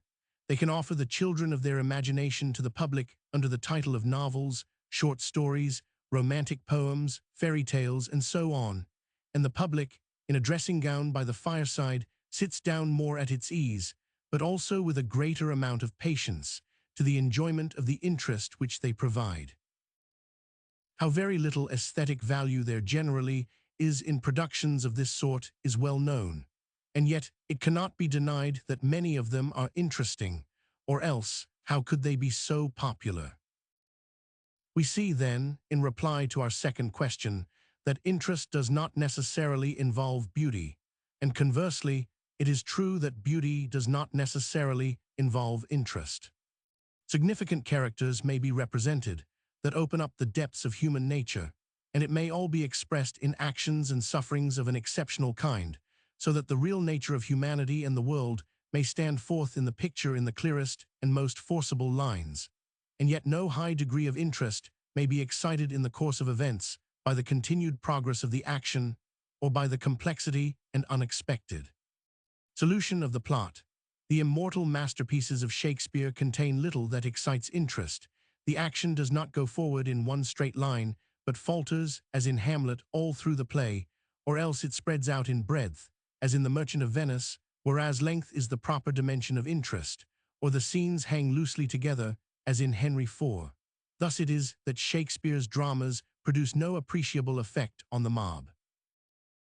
The dramatic requirements stated by Aristotle, and more particularly the unity of action, have in view the interest of the piece rather than its artistic beauty. It may be said, generally, that these requirements are drawn up in accordance with the principle of sufficient reason to which I have referred above. We know, however, that the idea, and consequently the beauty of a work of art, exist only for the perceptive intelligence which has freed itself from the domination of that principle. It is just here that we find the distinction between interest and beauty, as it is obvious that interest is part and parcel of the mental attitude which is governed by the principle, whereas beauty is always beyond its range. The best and most striking refutation of the Aristotelian unities is Manzoni's. It may be found in the preface to his dramas. What is true of Shakespeare's dramatic works is true also of Goethe's. Even Egmont makes little effect on the public, because it contains scarcely any complication or development, and if Egmont fails, what are we to say of Tasso or Iphigenia? That the Greek tragedians did not look to interest as a means of working upon the public is clear from the fact that the material of their masterpieces was almost always known to everyone. They selected events which had often been treated dramatically before. This shows us how sensitive was the Greek public to the beautiful, as it did not require the interest of unexpected events and new stories to season its enjoyment. Neither does the quality of interest often attach to masterpieces of descriptive poetry. Father Homer lays the world and humanity before us in its true nature, but he takes no trouble to attract our sympathy by a complexity of circumstance or to surprise us by unexpected entanglements. His pace is lingering. He stops at every scene. He puts one picture after another tranquilly before us, elaborating it with care. We experience no passionate emotion in reading him. Our demeanor is one of pure perceptive intelligence. He does not arouse our will, but sings it to rest, and it costs us no effort to break off in our reading, for we are not in condition of eager curiosity. This is all still more true of Dante, whose work is not, in the proper sense of the word, an epic, but a descriptive poem. The same thing may be said of the four immortal romances, Don Quixote, Tristram Shandy, La Nouvelle Heloise, and Wilhelm Meister. To arouse our interest is by no means the chief aim of these works. In Tristram Shandy the hero, even at the end of the book, is only 8 years of age. On the other hand, we must not venture to assert that the quality of interest is not to be found in masterpieces of literature. We have it in Schiller's dramas in an appreciable degree, and consequently they are popular, also in the Oedipus Rex of Sophocles. Amongst masterpieces of description, we find it in Ariosto's Orlando Furioso. Nay, an example of a high degree of interest, bound up with the beautiful, is afforded in an excellent novel by Walter Scott, The Heart of Midlothian. This is the most interesting work of fiction that I know, where all the effects due to interest, as I have given them generally in the preceding remarks, may be most clearly observed. At the same time, it is a very beautiful romance throughout. It shows the most varied pictures of life, drawn with striking truth, and it exhibits highly different characters with great justice and fidelity. Interest, then, is certainly compatible with beauty. That was our third question. Nevertheless, a comparatively small admixture of the element of interest may well be found to be most advantageous as far as beauty is concerned, for beauty is and remains the end of art. Beauty is in twofold opposition with interest. Firstly, because it lies in the perception of the idea, and such perception takes its object entirely out of the range of the forms enunciated by the principle of sufficient reason, whereas interest has its sphere mainly in circumstance, and it is out of this principle that the complexity of circumstance arises. Secondly, interest works by exciting the will, whereas beauty exists only for the pure perceptive intelligence, which has no will. However, with dramatic and descriptive literature, an admixture of interest is necessary, just as a volatile and gaseous substance requires a material basis if it is to be preserved and transferred. The admixture is necessary, partly, indeed, because interest is itself created by the events which have to be devised in order to set the characters in motion, partly because our minds would be weary of watching scene after scene if they had no concern for us, or of passing from one significant picture to another if we were not drawn on by some secret thread. It is this that we call interest. It is the sympathy which the event in itself forces us to feel, and which, by riveting our attention, makes the mind obedient to the poet and able to follow him into all the parts of his story. If the interest of a work of art is sufficient to achieve this result, it does all that can be required of it, for its only service is to connect the pictures by which the poet desires to communicate a knowledge of the idea, as if they were pearls, and interest were the thread that holds them together and makes an ornament out of the whole. But interest is prejudicial to beauty as soon as it oversteps this limit, and this is the case if we are so led away by the interest of a work that whenever we come to any detailed description in a novel or any lengthy reflection on the part of a character in a drama, we grow impatient and want to put spurs to our author, so that we may follow the development of events with greater speed.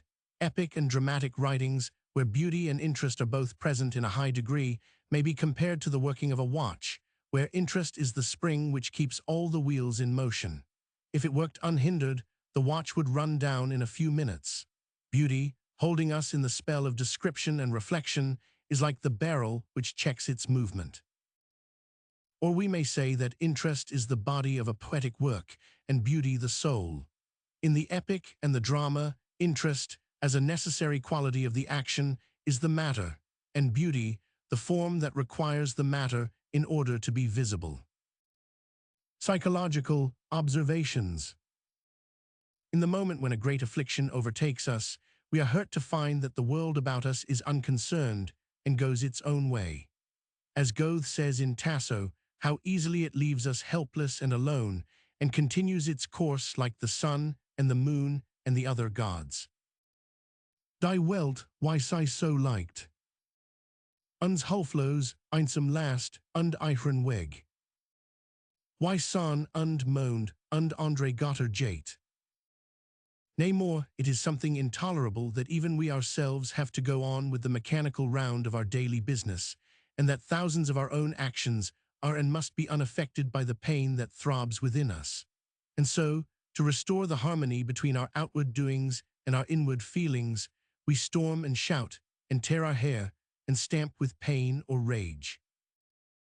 Our temperament is so despotic that we are not satisfied unless we draw everything into our own life, and force all the world to sympathize with us.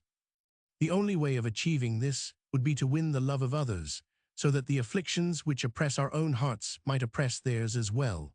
Since that is attended with some difficulty, we often choose the shorter way, and blab out our burden of woe to people who do not care, and listen with curiosity, but without sympathy, and much oftener with satisfaction. Speech and the communication of thought, which, in their mutual relations, are always attended by a slight impulse on the part of the will, are almost a physical necessity. Sometimes, however, the lower animals entertain me much more than the average man. For in the first place, what can such a man say? It is only conceptions, that is, the driest of ideas, that can be communicated by means of words. And what sort of conceptions has the average man to communicate, if he does not merely tell a story or give a report, neither of which makes conversation? The greatest charm of conversation is the mimetic part of it, the character that is manifested, be it never so little. Take the best of men, how little he can say of what goes on within him, since it is only conceptions that are communicable, and yet a conversation with a clever man is one of the greatest of pleasures.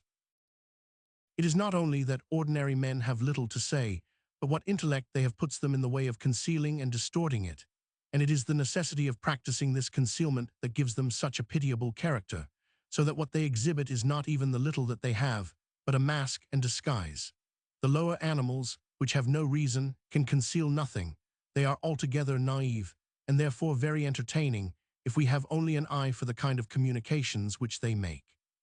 They speak not with words, but with shape and structure and manner of life, and the things they set about. They express themselves, to an intelligent observer, in a very pleasing and entertaining fashion. It is a varied life that is presented to him, and one that in its manifestation is very different from his own, and yet essentially it is the same. He sees it in its simple form, when reflection is excluded, for with the lower animals life is lived wholly in and for the present moment. It is the present that the animal grasps. It has no care, or at least no conscious care, for the morrow and no fear of death, and so it is wholly taken up with life and living.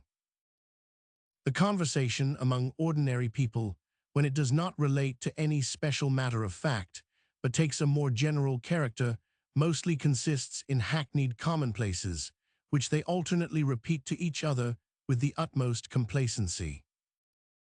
Some men can despise any blessing as soon as they cease to possess it, others only when they have obtained it. The latter are the more unhappy and the nobler of the two. When the aching heart grieves no more over any particular object, but is oppressed by life as a whole, it withdraws, as it were, into itself. There is here a retreat and gradual extinction of the will, whereby the body, which is the manifestation of the will, is slowly but surely undermined, and the individual experiences a steady dissolution of his bonds, a quiet presentiment of death. Hence the heart which aches has a secret joy of its own, and it is this, I fancy, which the English call the joy of grief. The pain that extends to life as a whole and loosens our hold on it is the only pain that is really tragic.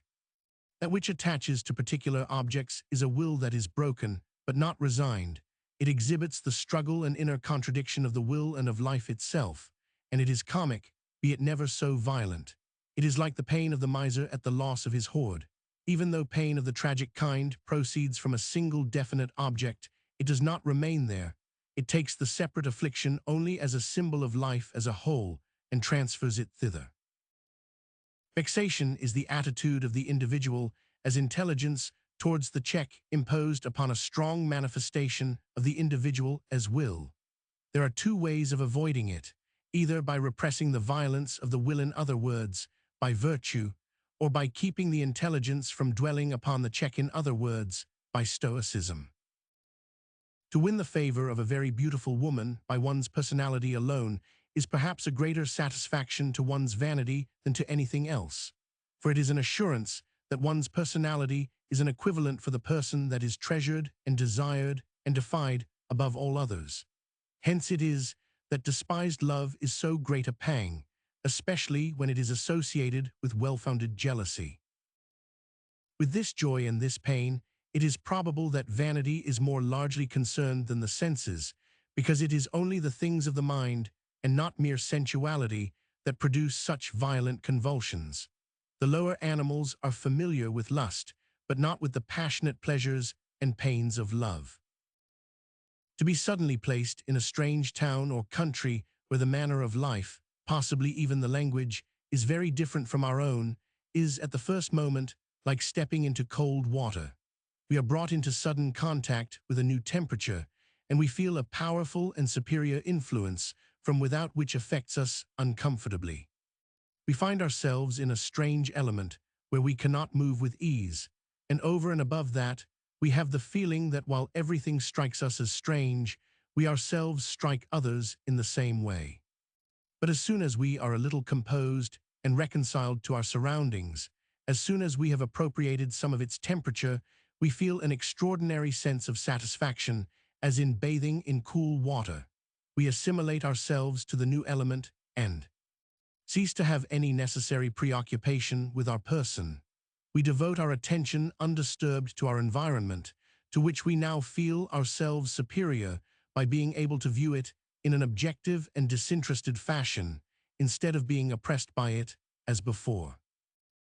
When we are on a journey, and all kinds of remarkable objects press themselves on our attention, the intellectual food which we receive is often so large in amount that we have no time for digestion, and we regret that the impressions which succeed one another so quickly leave no permanent trace. But at bottom, it is the same with traveling as with reading. How often do we complain that we cannot remember 1,000th part of what we read?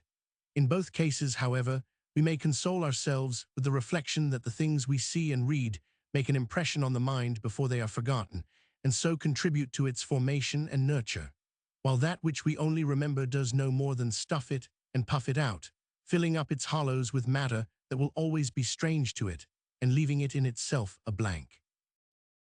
It is the very many and varied forms in which human life is presented to us on our travels that make them entertaining, but we never see more than its outside, such as is everywhere open to public view and accessible to strangers. On the other hand, human life on its inside, the heart and center, where it lives and moves and shows its character, and in particular that part of the inner side which could be seen at home amongst our relatives, is not seen. We have exchanged it for the outer side. This is why on our travels we see the world like a painted landscape, with a very wide horizon but no foreground, and why, in time, we get tired of it. One man is more concerned with the impression which he makes upon the rest of mankind, another with the impression which the rest of mankind makes upon him. The disposition of the one is subjective, of the other objective. The one is, in the whole of his existence, more in the nature of an idea which is merely presented, the other more of the being who presents it. Woman, with certain exceptions which need not be mentioned, will not take the first step with a man, for in spite of all the beauty she may have, she risks a refusal. A man may be ill in mind or body, or busy or gloomy, and so not care for advances, and a refusal would be a blow to her vanity. But as soon as he takes the first step and helps her over this danger, he stands on a footing of equality with her, and will generally find her quite tractable.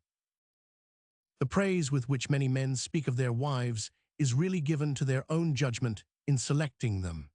This arises, perhaps, from a feeling of the truth of the saying that a man shows what he is by the way in which he dies and by the choice of his wife. If education or warning were of any avail, how could Seneca's pupil be a Nero? The Pythagorean principle that like is known only by like is in many respects a true one. It explains how it is that every man understands his fellow only in so far as he resembles him, or, at least, is of a similar character. What one man is quite sure of perceiving in another is that which is common to all, namely, the vulgar, petty, or mean elements of our nature. Here every man has a perfect understanding of his fellows, but the advantage which one man has over another does not exist for the other, who, be the talents in question as extraordinary as they may, will never see anything beyond what he possesses himself, for the very good reason that this is all he wants to see. If there is anything on which he is in doubt, it will give him a vague sense of fear, mixed with pique, because it passes his comprehension and therefore is uncongenial to him. This is why it is mind alone that understands mind, why works of genius are wholly understood and valued only by a man of genius, and why it must necessarily be a long time before they indirectly attract attention at the hands of the crowd, for whom they will never, in any true sense, exist. This, too, is why one man will look another in the face, with the impudent assurance that he will never see anything but a miserable resemblance of himself, and this is just what he will see, as he cannot grasp anything beyond it. Hence the bold way in which one man will contradict another. Finally, it is for the same reason that great superiority of mind isolates a man, and that those of high gifts keep themselves aloof from the vulgar, and that means every one. For if they mingle with the crowd, they can communicate only such parts of them as they share with the crowd, and so make themselves common. Nay, even though they possess some well-founded and authoritative reputation amongst the crowd, they are not long in losing it, together with any personal weight it may give them, since all are blind to the qualities on which it is based, but have their eyes open to anything that is vulgar and common to themselves. They soon discover the truth of the Arabian proverb, "Joke with a slave, and he will show you his heels."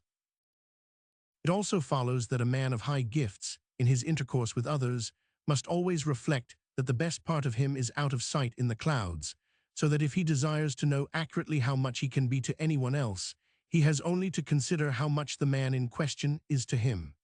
This, as a rule, is precious little, and therefore he is as uncongenial to the other as the other to him. Goethe says somewhere that man is not without a vein of veneration. To satisfy this impulse to venerate, even in those who have no sense for what is really worthy, substitutes are provided in the shape of princes and princely families, nobles, titles, orders, and money-bags. Vague longing and boredom are close akin. When a man is dead, we envy him no more, and we only half envy him when he is old. Misanthropy and love of solitude are convertible ideas. In chess, the object of the game, namely, to checkmate one's opponent, is of arbitrary adoption. Of the possible means of attaining it, there is a great number, and according as we make a prudent use of them, we arrive at our goal. We enter on the game of our own choice. Nor is it otherwise with human life, only that here the entrance is not of our choosing, but is forced on us, and the object, which is to live and exist, seems indeed at times as though it were of arbitrary adoption, and that we could, if necessary, relinquish it. Nevertheless, it is, in the strict sense of the word, a natural object. That is to say, we cannot relinquish it without giving up existence itself. If we regard our existence as the work of some arbitrary power outside us, we must, indeed, admire the cunning by which that creative mind has succeeded in making us place so much value on an object which is only momentary and must of necessity be laid aside very soon, and which we see, moreover, on reflection, to be altogether vanity in making, I say, this object so dear to us that we eagerly exert all our strength in working at it, although we knew that as soon as the game is over, the object will exist for us no longer, and that, on the whole, we cannot say what it is that makes it so attractive. Nay, it seems to be an object as arbitrarily adopted as that of checkmating our opponent's king, and nevertheless, we are always intent on the means of attaining it, and think and brood over nothing else. It is clear that the reason of it is that our intellect is only capable of looking outside, and has no power at all of looking within, and since this is so, we have come to the conclusion that we must make the best of it. On the wisdom of life, aphorisms. The simple Philistine believes that life is something infinite and unconditioned, and tries to look upon it and live it as though it left nothing to be desired. By method and principle, the learned Philistine does the same. He believes that his methods and his principles are unconditionally perfect and objectively valid, so that as soon as he has found them, he has nothing to do but apply them to circumstances, and then approve or condemn. But happiness and truth are not to be seized in this fashion. It is phantoms of them alone that are sent to us here to stir us to action. The average man pursues the shadow of happiness with unwearied labor, and the thinker the shadow of truth, and both, though phantoms are all they have, possess in them as much as they can grasp. Life is a language in which certain truths are conveyed to us. Could we learn them in some other way, we should not live. Thus it is that wise sayings and prudential maxims will never make up for the lack of experience or be a substitute for life itself. Still, they are not to be despised, for they too are a part of life. Nay, they should be highly esteemed and regarded as the loose pages which others have copied from the book of truth, as it is imparted by the spirit of the world. But they are pages which must needs be imperfect, and can never replace the real living voice. Still less can this be so when we reflect that life, or the book of truth, speaks differently to us all, like the apostles who preached at Pentecost and instructed the multitude, appearing to each man to speak in his own tongue. Recognize the truth in yourself, recognize yourself in the truth, and in the same moment you will find, to your astonishment, that the home which you have long been looking for in vain, which has filled your most ardent dreams, is there in its entirety, with every detail of it true, in the very place where you stand. It is there that your heaven touches your earth. What makes us almost inevitably ridiculous is our serious way of treating the passing moment, as though it necessarily had all the importance which it seems to have. It is only a few great minds that are above this weakness, and instead of being laughed at, have come to laugh themselves. The bright and good moments of our life ought to teach us how to act aright when we are melancholy and dull and stupid, by preserving the memory of their results, and the melancholy, dull, and stupid moments should teach us to be modest when we are bright, for we generally value ourselves according to our best and brightest moments, and those in which we are weak and dull and miserable we regard as no proper part of us. To remember them will teach us to be modest, humble, and tolerant. Mark my words once for all, my dear friend, and be clever. Men are entirely self-centered and incapable of looking at things objectively. If you had a dog and wanted to make him fond of you, and fancied that of your 100 rare and excellent characteristics, the mongrel would be sure to perceive one, and that would be sufficient to make him devoted to you body and soul. If, I say, you fancied that you would be a fool, pat him, give him something to eat, and for the rest, be what you please. He will not in the least care, but will be your faithful and devoted dog. Now, believe me, it is just the same with men, exactly the same. As Goethe says, man or dog it is a miserable wretch. Den ein erbarmlicher Schaft, so why der Mensch ist der Hund. If you ask why these contemptible fellows are so lucky, it is just because, in themselves, and for themselves and to themselves, they are nothing at all. The value which they possess is merely comparative. They exist only for others. They are never more than means. They are never an end and object in themselves. They are mere bait set to catch others. I do not admit that this rule is susceptible of any exception, that is to say, complete exceptions. There are, it is true, men though they are sufficiently rare who enjoy some subjective moments. Nay, there are perhaps some who, for every 100 subjective moments, enjoy a few that are objective, but a higher state of perfection scarcely ever occurs. But do not take yourself for an exception. Examine your love, your friendship, and consider if your objective judgments are not mostly subjective judgments in disguise. Consider if you duly recognize the good qualities of a man who is not fond of you. Then be tolerant, confound it. It's your duty. As you are also self-centered, recognize your own weakness. You know that you cannot like a man who does not show himself friendly to you. You know that he cannot do so for any length of time unless he likes you, and that he cannot like you unless you show that you are friendly to him. Then do it. Your false friendliness will gradually become a true one. Your own weakness and subjectivity must have some illusion. This is really an a priori justification of politeness, but I could give a still deeper reason for it. Consider that chance, which with error, its brother, and folly, its aunt, and malice, its grandmother, rules in this world, which every year and every day, by blows great and small, embitters the life of every son of earth, and yours too.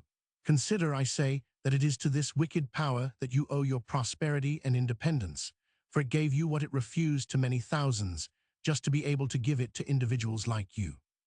Remembering all this, you will not behave as though you had a right to the possession of its gifts, but you will perceive what a capricious mistress it is that gives you her favors, and therefore, when she takes it into her head to deprive you of some or all of them, you will not make a great fuss about her injustice, but you will recognize that what chance gave, chance has taken away.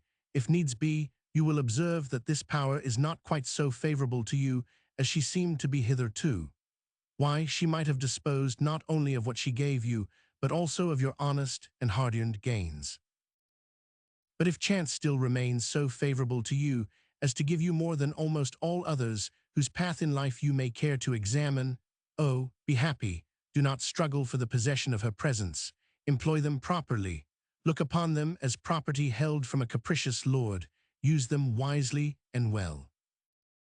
The Aristotelian principle of keeping the mean in all things is ill suited to the moral law for which it was intended, but it may easily be the best general rule of worldly wisdom, the best precept for a happy life.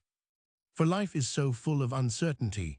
There are on all sides so many discomforts, burdens, sufferings, dangers, that a safe and happy voyage can be accomplished only by steering carefully through the rocks. As a rule, the fear of the ills we know drive us into the contrary ills. The pain of solitude, for example, drives us into society and the first society that comes. The discomforts of society drive us into solitude. We exchange a forbidding demeanor for incautious confidence, and so on. It is ever the mark of folly to avoid one vice by rushing into its contrary. Stulti dum vitent vitia in contraria currunt. Or else we think that we shall find satisfaction in something and spend all our efforts on it, and thereby we omit to provide for the satisfaction of 100 other wishes which make themselves felt at their own time. One loss and omission follows another, and there is no end to the misery. And nil admirari are therefore excellent rules of worldly wisdom. We often find that people of great experience are the most frank and cordial in their intercourse with complete strangers, in whom they have no interest whatever. The reason of this is that men of experience know that it is almost impossible for people who stand in any sort of mutual relation to be sincere and open with one another, but that there is always more or less of a strain between them, due to the fact that they are looking after their own interests, whether immediate or remote. They regret the fact, but they know that it is so. Hence they leave their own people, rush into the arms of a complete stranger, and in happy confidence open their hearts to him. Thus it is that monks and the like, who have given up the world and are strangers to it, are such good people to turn to for advice. It is only by practicing mutual restraint and self-denial that we can act and talk with other people, and therefore, if we have to converse at all, it can only be with a feeling of resignation. For if we seek society, it is because we want fresh impressions. These come from without and are therefore foreign to ourselves. If a man fails to perceive this, and when he seeks the society of others, is unwilling to practice resignation, and absolutely refuses to deny himself, nay, demands that others, who are altogether different from himself, shall nevertheless be just what he wants them to be for the moment, according to the degree of education which he has reached, or according to his intellectual powers or his mood. The man, I say, who does this, is in contradiction with himself. For while he wants someone who shall be different from himself, and wants him just because he is different, for the sake of society and fresh influence, he nevertheless demands that this other individual shall precisely resemble the imaginary creature who accords with his mood, and have no thoughts but those which he has himself. Women are very liable to subjectivity of this kind, but men are not free from it either. I observed once to Goethe, in complaining of the illusion and vanity of life, that when a friend is with us, we do not think the same of him as when he is away. He replied, "Yes, because the absent friend is yourself, and he exists only in your head, whereas the friend who is present has an individuality of his own, and moves according to laws of his own, which cannot always be in accordance with those which you form for yourself." A good supply of resignation is of the first importance in providing for the journey of life. It is a supply which we shall have to extract from disappointed hopes, and the sooner we do it, the better for the rest of the journey. How should a man be content so long as he fails to obtain complete unity in his inmost being? For as long as two voices alternately speak in him, what is right for one must be wrong for the other. Thus he is always complaining. But has any man ever been completely at one with himself? Nay, is not the very thought a contradiction? That a man shall attain this inner unity is the impossible and inconsistent pretension put forward by almost all philosophers. For as a man, it is natural to him to be at war with himself as long as he lives. While he can be only one thing thoroughly, he has the disposition to be everything else, and the inalienable possibility of being it. If he has made his choice of one thing, all the other possibilities are always open to him, and are constantly claiming to be realized, and he has therefore to be continuously keeping them back, and to be overpowering and killing them as long as he wants to be that one thing. For example, if he wants to think only and not act and do business, the disposition to the latter is not thereby destroyed all at once. But as long as the thinker lives, he has every hour to keep on killing the acting and pushing man that is within him, always battling with himself, as though he were a monster whose head is no sooner struck off than it grows again.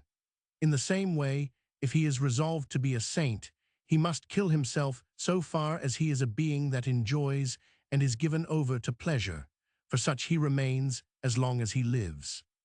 It is not once for all that he must kill himself. He must keep on doing it all his life. If he has resolved upon pleasure, whatever be the way in which it is to be obtained, his lifelong struggle is with a being that desires to be pure and free and holy, for the disposition remains, and he has to kill it every hour. And so on in everything, with infinite modifications. It is now one side of him, and now the other, that conquers. He himself is the battlefield. If one side of him is continually conquering, the other is continually struggling, for its life is bound up with his own, and as a man, he is the possibility of many contradictions. How is inner unity even possible under such circumstances? It exists neither in the saint nor in the sinner, or rather, the truth is that no man is wholly one or the other, for it is men they have to be, that is, luckless beings, fighters and gladiators in the arena of life. To be sure, the best thing he can do is to recognize which part of him smarts the most under defeat and let it always gain the victory. This he will always be able to do by the use of his reason, which is an ever-present fund of ideas. Let him resolve of his own free will to undergo the pain which the defeat of the other part involves. This is character. For the battle of life cannot be waged free from all pain, it cannot come to an end without bloodshed, and in any case a man must suffer pain, for he is the conquered as well as the conqueror. Hic est vivendi conditio. The clever man, when he converses, will think less of what he is saying than of the person with whom he is speaking, for then he is sure to say nothing which he will afterwards regret. He is sure not to lay himself open, nor to commit an indiscretion. But his conversation will never be particularly interesting. An intellectual man readily does the opposite, and with him, the person with whom he converses is often no more than the mere occasion of a monologue, and it often happens that the other then makes up for his subordinate role by lying in wait for the man of intellect and drawing his secrets out of him.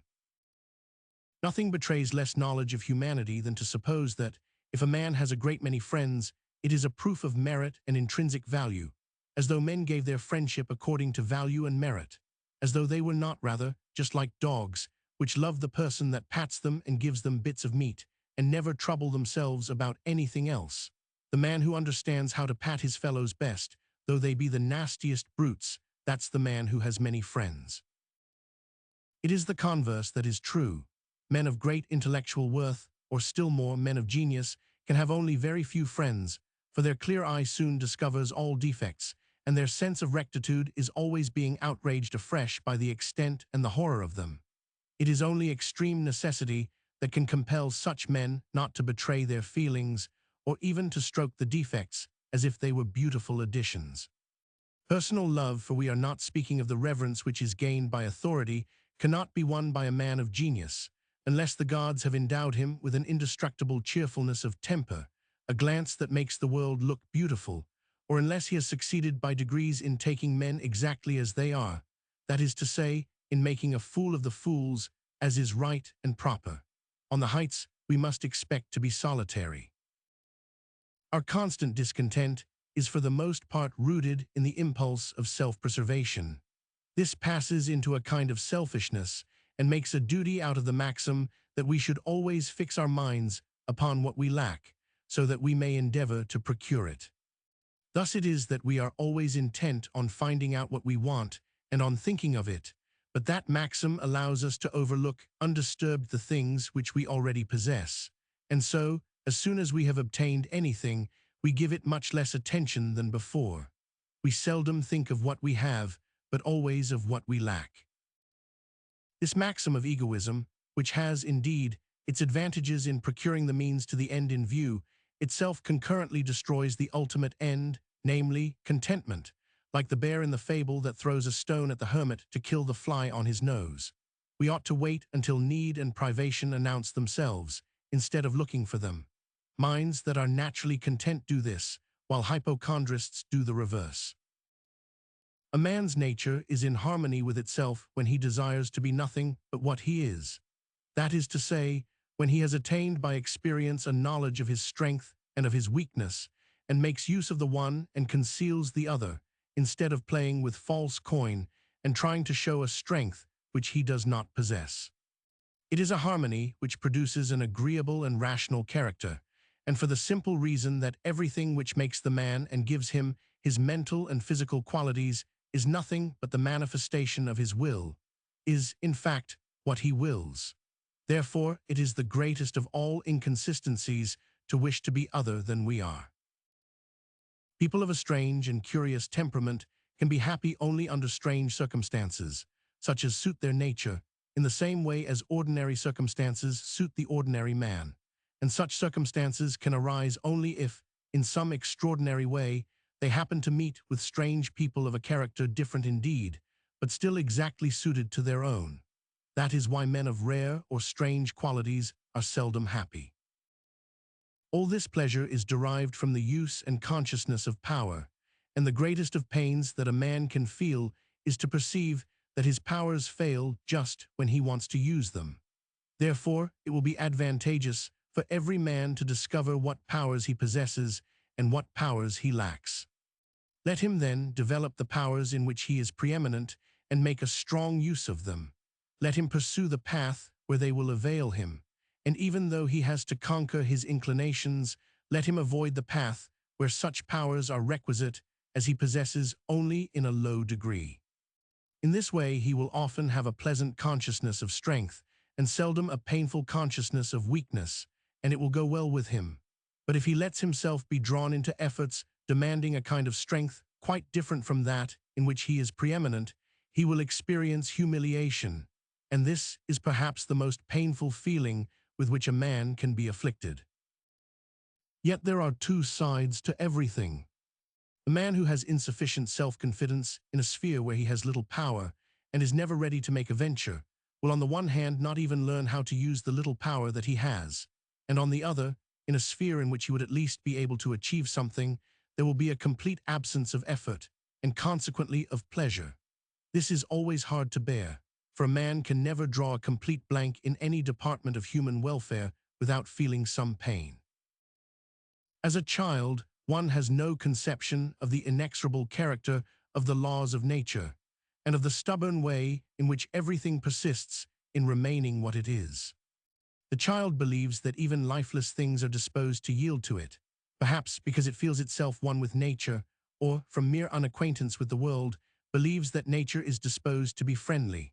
Thus it was that when I was a child, and had thrown my shoe into a large vessel full of milk, I was discovered entreating the shoe to jump out. Nor is a child on its guard against animals until it learns that they are ill-natured and spiteful.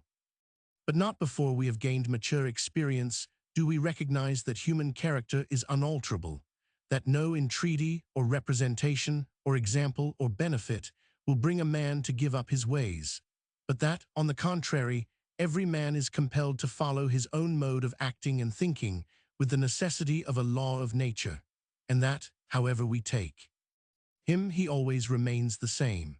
It is only after we have obtained a clear and profound knowledge of this fact that we give up trying to persuade people or to alter them and bring them round to our way of thinking. We try to accommodate ourselves to theirs instead, so far as they are indispensable to us, and to keep away from them so far as we cannot possibly agree. Ultimately, we come to perceive that even in matters of mere intellectual thought, its laws are the same for all, and the subject as opposed to the object of thought does not really enter into individuality. There is nevertheless no certainty that the whole truth of any matter can be communicated to anyone, or that anyone can be persuaded or compelled to assent to it, because, as Bacon says, intellectus humanus luminis sixi non est, the light of the human intellect is colored by interest and passion. It is just because all happiness is of a negative character that, when we succeed in being perfectly at our ease, we are not properly conscious of it. Everything seems to pass us softly and gently and hardly to touch us until the moment is over, and then it is the positive feeling of something lacking that tells us of the happiness which has vanished. It is then that we observe that we have failed to hold it fast, and we suffer the pangs of self-reproach as well as of privation. Every happiness that a man enjoys, and almost every friendship that he cherishes, rest upon illusion, for, as a rule, with increase of knowledge, they are bound to vanish. Nevertheless, here as elsewhere, a man should courageously pursue truth, and never weary of striving to settle accounts with himself and the world. No matter what happens to the right or to the left of him, be it a chimera or fancy that makes him happy, let him take heart and go on, with no fear of the desert which widens to his view. Of one thing only must he be quite certain, that under no circumstances will he discover any lack of worth in himself when the veil is raised. The sight of it would be the gorgon that would kill him. Therefore, if he wants to remain undeceived, let him in his inmost being feel his own worth. For to feel the lack of it is not merely the greatest, but also the only true affliction. All other sufferings of the mind may not only be healed, but may be immediately relieved by the secure consciousness of worth. The man who is assured of it can sit down quietly under sufferings that would otherwise bring him to despair, and though he has no pleasures, no joys, and no friends, he can rest in and on himself, So powerful is the comfort to be derived from a vivid consciousness of this advantage, a comfort to be preferred to every other earthly blessing. Contrarily, nothing in the world can relieve a man who knows his own worthlessness. All that he can do is to conceal it by deceiving people or deafening them with his noise, but neither expedient will serve him very long. We must always try to preserve large views. If we are arrested by details, we shall get confused and see things awry. The success or the failure of the moment and the impression that they make should count for nothing.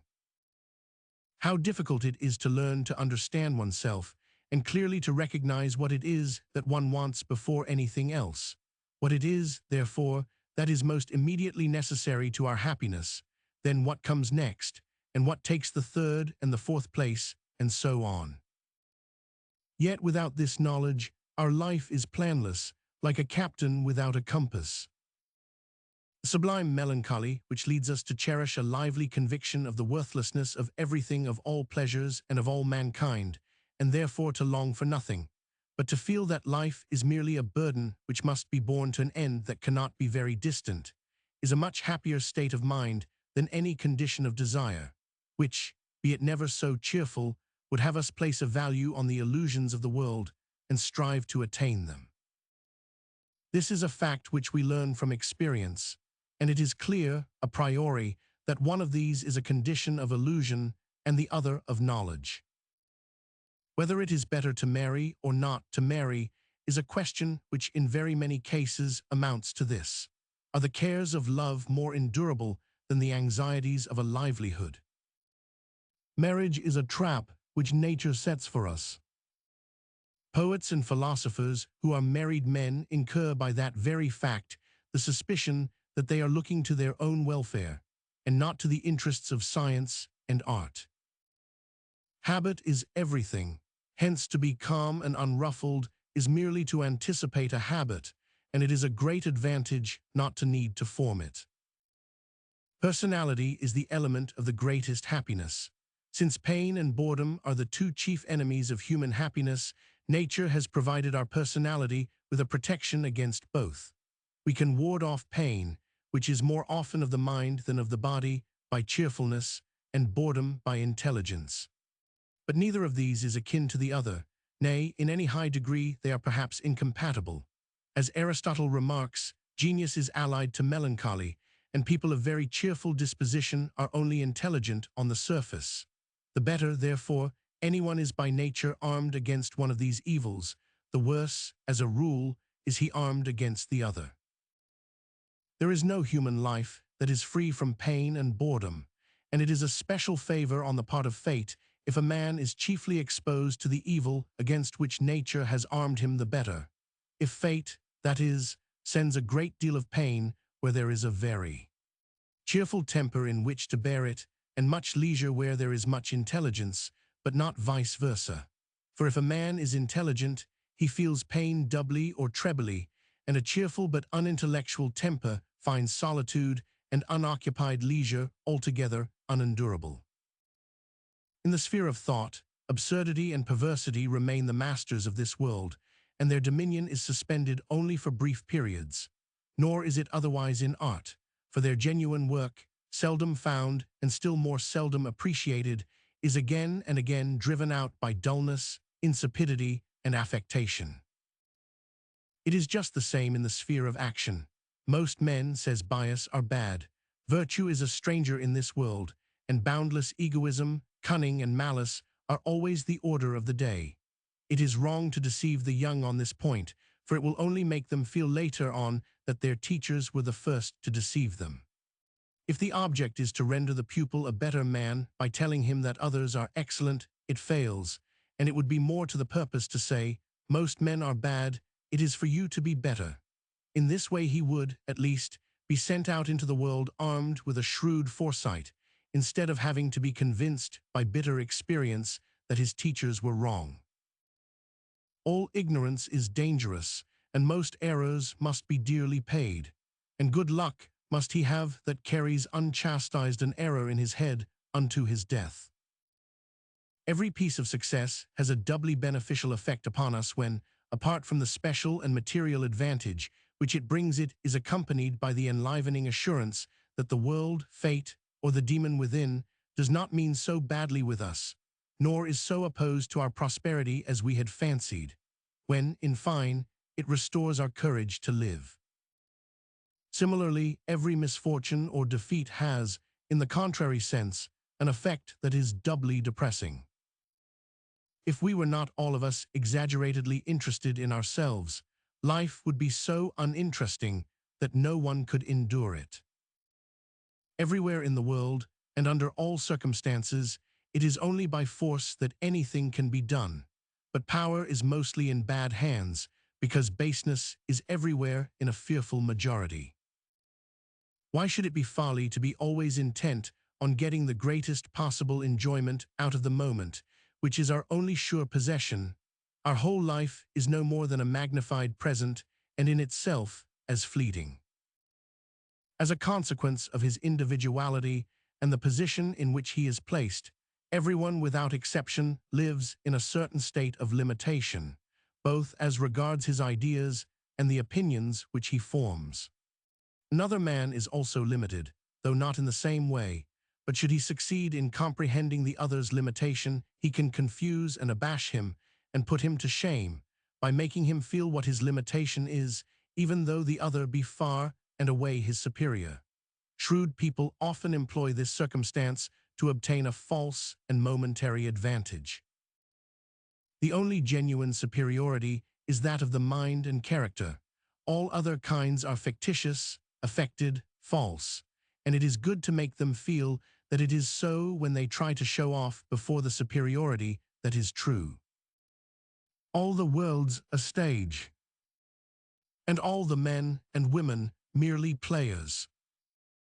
Exactly, independently of what a man really is in himself, he has a part to play, which fate has imposed upon him from without, by determining his rank, education, and circumstances.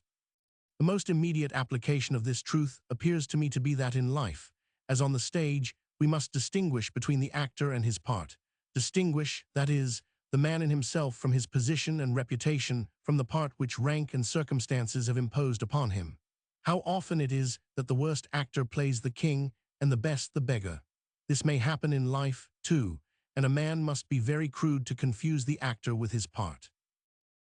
Our life is so poor that none of the treasures of the world can make it rich, for the sources of enjoyment are soon found to be all very scanty, and it is in vain that we look for one that will always flow. Therefore, as regards our own welfare, there are only two ways in which we can use wealth. We can either spend it in ostentatious pomp and feed on the cheap respect which our imaginary glory will bring us from the infatuated crowd, or by avoiding all expenditure that will do us no good, we can let our wealth grow so that we may have a bulwark against misfortune and want that shall be stronger and better every day, in view of the fact that life, though it has few delights, is rich in evils. It is just because our real and inmost being is will that it is only by its exercise that we can attain a vivid consciousness of existence, although this is almost always attended by pain. Hence it is that existence is essentially painful, and that many persons for whose wants full provision is made arrange their day in accordance with extremely regular, monotonous, and definite habits. By this means they avoid all the pain which the movement of the will produces, but on the other hand, their whole existence becomes a series of scenes and pictures that mean nothing. They are hardly aware that they exist. Nevertheless, it is the best way of settling accounts with life, so long as there is sufficient change to prevent an excessive feeling of boredom. It is much better still if the muses give a man some worthy occupation, so that the pictures which fill his consciousness have some meaning, and yet not a meaning that can be brought into any relation with his will. A man is wise only on condition of living in a world full of fools. Genius and virtue. When I think it is the spirit of the world which is striving to express its thought, it is nature which is trying to know and fathom itself. It is not the thoughts of some other mind which I am endeavoring to trace, but it is I who transform that which exists into something which is known and thought, and would otherwise neither come into being nor continue in it. In the realm of physics, it was held for thousands of years to be a fact beyond question that water was a simple and consequently an original element. In the same way, in the realm of metaphysics, it was held for a still longer period that the ego was a simple and consequently an indestructible entity. I have shown, however, that it is composed of two heterogeneous parts, namely the will, which is metaphysical in its character, a thing in itself, and the knowing subject, which is physical and a mere phenomenon. Let me illustrate what I mean. Take any large, massive, heavy building. This hard, ponderous body that fills so much space exists, I tell you, only in the soft pulp of the brain. There alone, in the human brain, has it any being. Unless you understand this, you can go no further. Truly it is the world itself that is a miracle, the world of material bodies. I looked at two of them. Both were heavy, symmetrical, and beautiful. One was a jasper vase with golden rim and golden handles. The other was an organism, an animal, a man.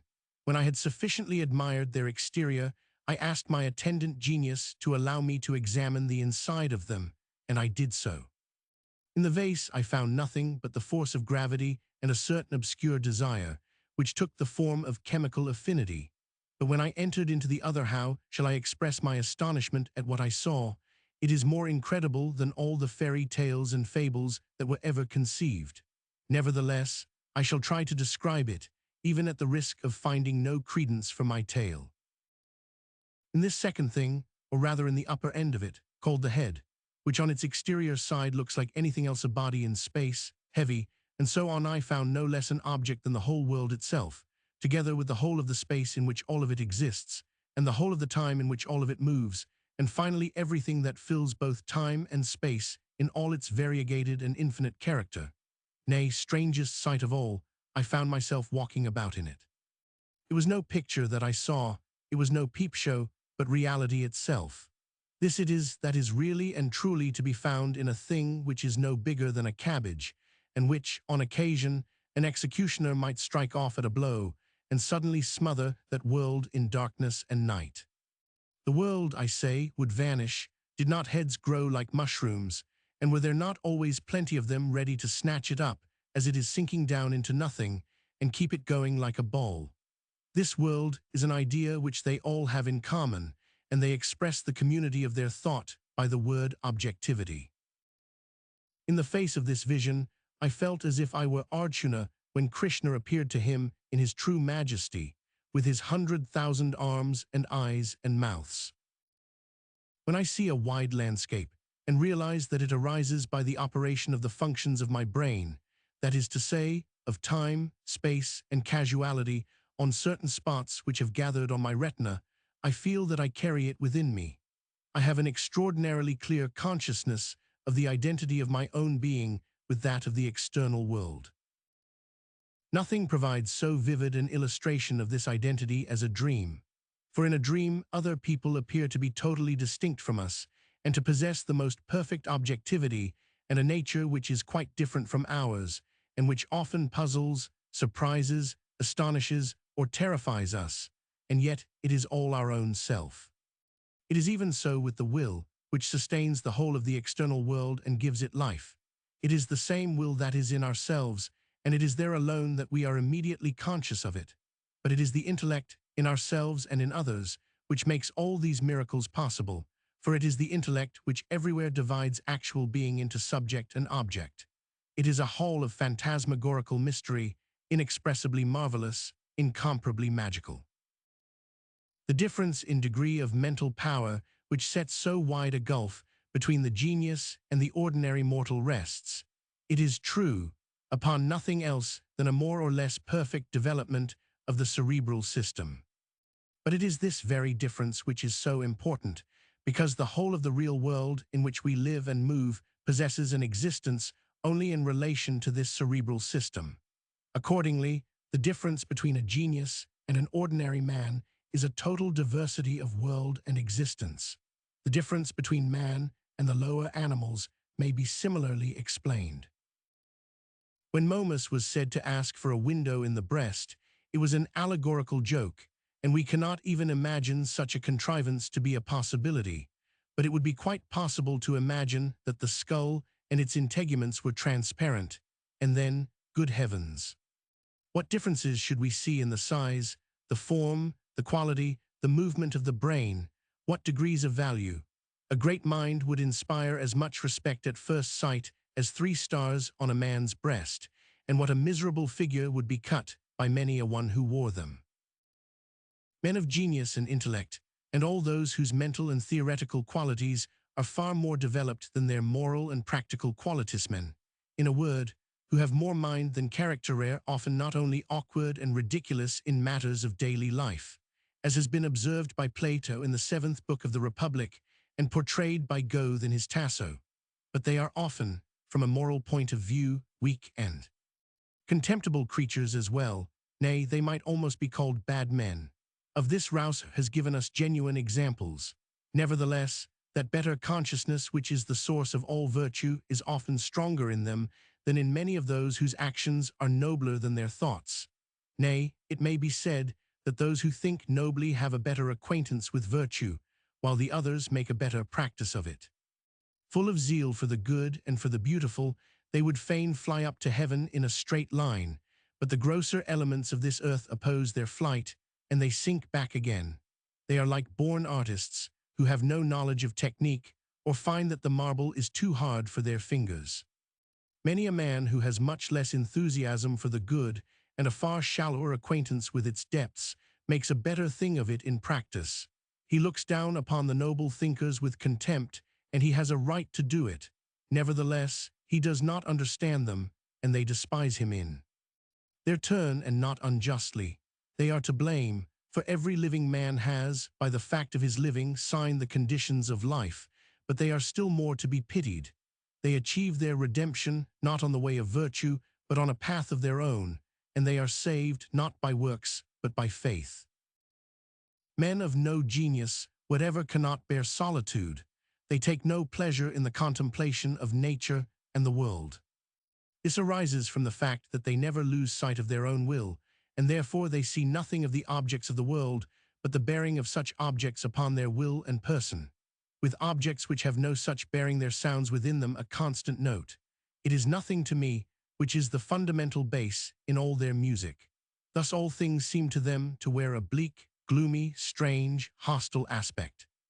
It is only for their will that they seem to have any perceptive faculties at all, and it is, in fact, only a moral and not a theoretical tendency, only a moral and not an intellectual value that their life possesses. The lower animals bend their heads to the ground, because all that they want to see is what touches their welfare, and they can never come to contemplate things from a really objective point of view. It is very seldom that unintellectual men make a true use of their erect position, and then it is only when they are moved by some intellectual influence outside them. The man of intellect or genius, on the other hand, has more of the character of the eternal subject that knows than of the finite subject that wills. His knowledge is not quite engrossed and captivated by his will, but passes beyond it. He is the son, not of the bondwoman, but of the free. It is not only a moral, but also a theoretical tendency that is evinced in his life. Nay, it might perhaps be said that to a certain extent he is beyond morality. Of great villainy he is totally incapable, and his conscience is less oppressed by ordinary sin than the conscience of the ordinary man, because life, as it were, is a game, and he sees through it. The relation between genius and virtue is determined by the following considerations. Vice is an impulse of the will so violent in its demands that it affirms its own life by denying the life of others. The only kind of knowledge that is useful to the will is the knowledge that a given effect is produced by a certain cause. Genius itself is a kind of knowledge, namely, of ideas, and it is a knowledge which is unconcerned with any principle of causation. The man who is devoted to knowledge of this character is not employed in the business of the will. Nay, every man who is devoted to the purely objective contemplation of the world, and it is this that is meant by the knowledge of ideas, completely loses sight of his will and its objects, and pays no further regard to the interests of his own person, but becomes a pure intelligence free of any admixture of will. Where then devotion to the intellect predominates over concern for the will and its objects, it shows that the man's will is not the principal element in his being, but that in proportion to his intelligence it is weak. Violent desire, which is the root of all vice, never allows a man to arrive at the pure and disinterested contemplation of the world, free from any relation to the will, such as constitutes the quality of genius. But here the intelligence remains the constant slave of the will. Since genius consists in the perception of ideas, and men of genius contemplate their object, it may be said that it is only the eye which is any real evidence of genius. For the contemplative gaze has something steady and vivid about it, and with the eye of genius it is often the case, as with Goethe, that the white membrane over the pupil is visible. With violent, passionate men the same thing may also happen, but it arises from a different cause, and may be easily distinguished by the fact that the eyes roll. Men of no genius at all have no interest in the idea expressed by an object, but only in the relations in which that object stands to others, and finally to their own person. Thus it is that they never indulge in contemplation, or are soon done with it, and rarely fix their eyes long upon any object, and so their eyes do not wear the mark of genius which I have described. Nay, the regular Philistine does the direct opposite of contemplating spies. If he looks at anything, it is to pry into it, as may be specially observed when he screws up his eyes, which he frequently does, in order to see the clearer. Certainly, no real man of genius ever does this, at least habitually, even though he is short-sighted. What I have said will sufficiently illustrate the conflict between genius and vice. It may be, however, nay, it is often the case, that genius is attended by a strong will, and as little as men of genius were ever consummate rascals, were they ever perhaps perfect saints either. Let me explain. Virtue is not exactly a positive weakness of the will.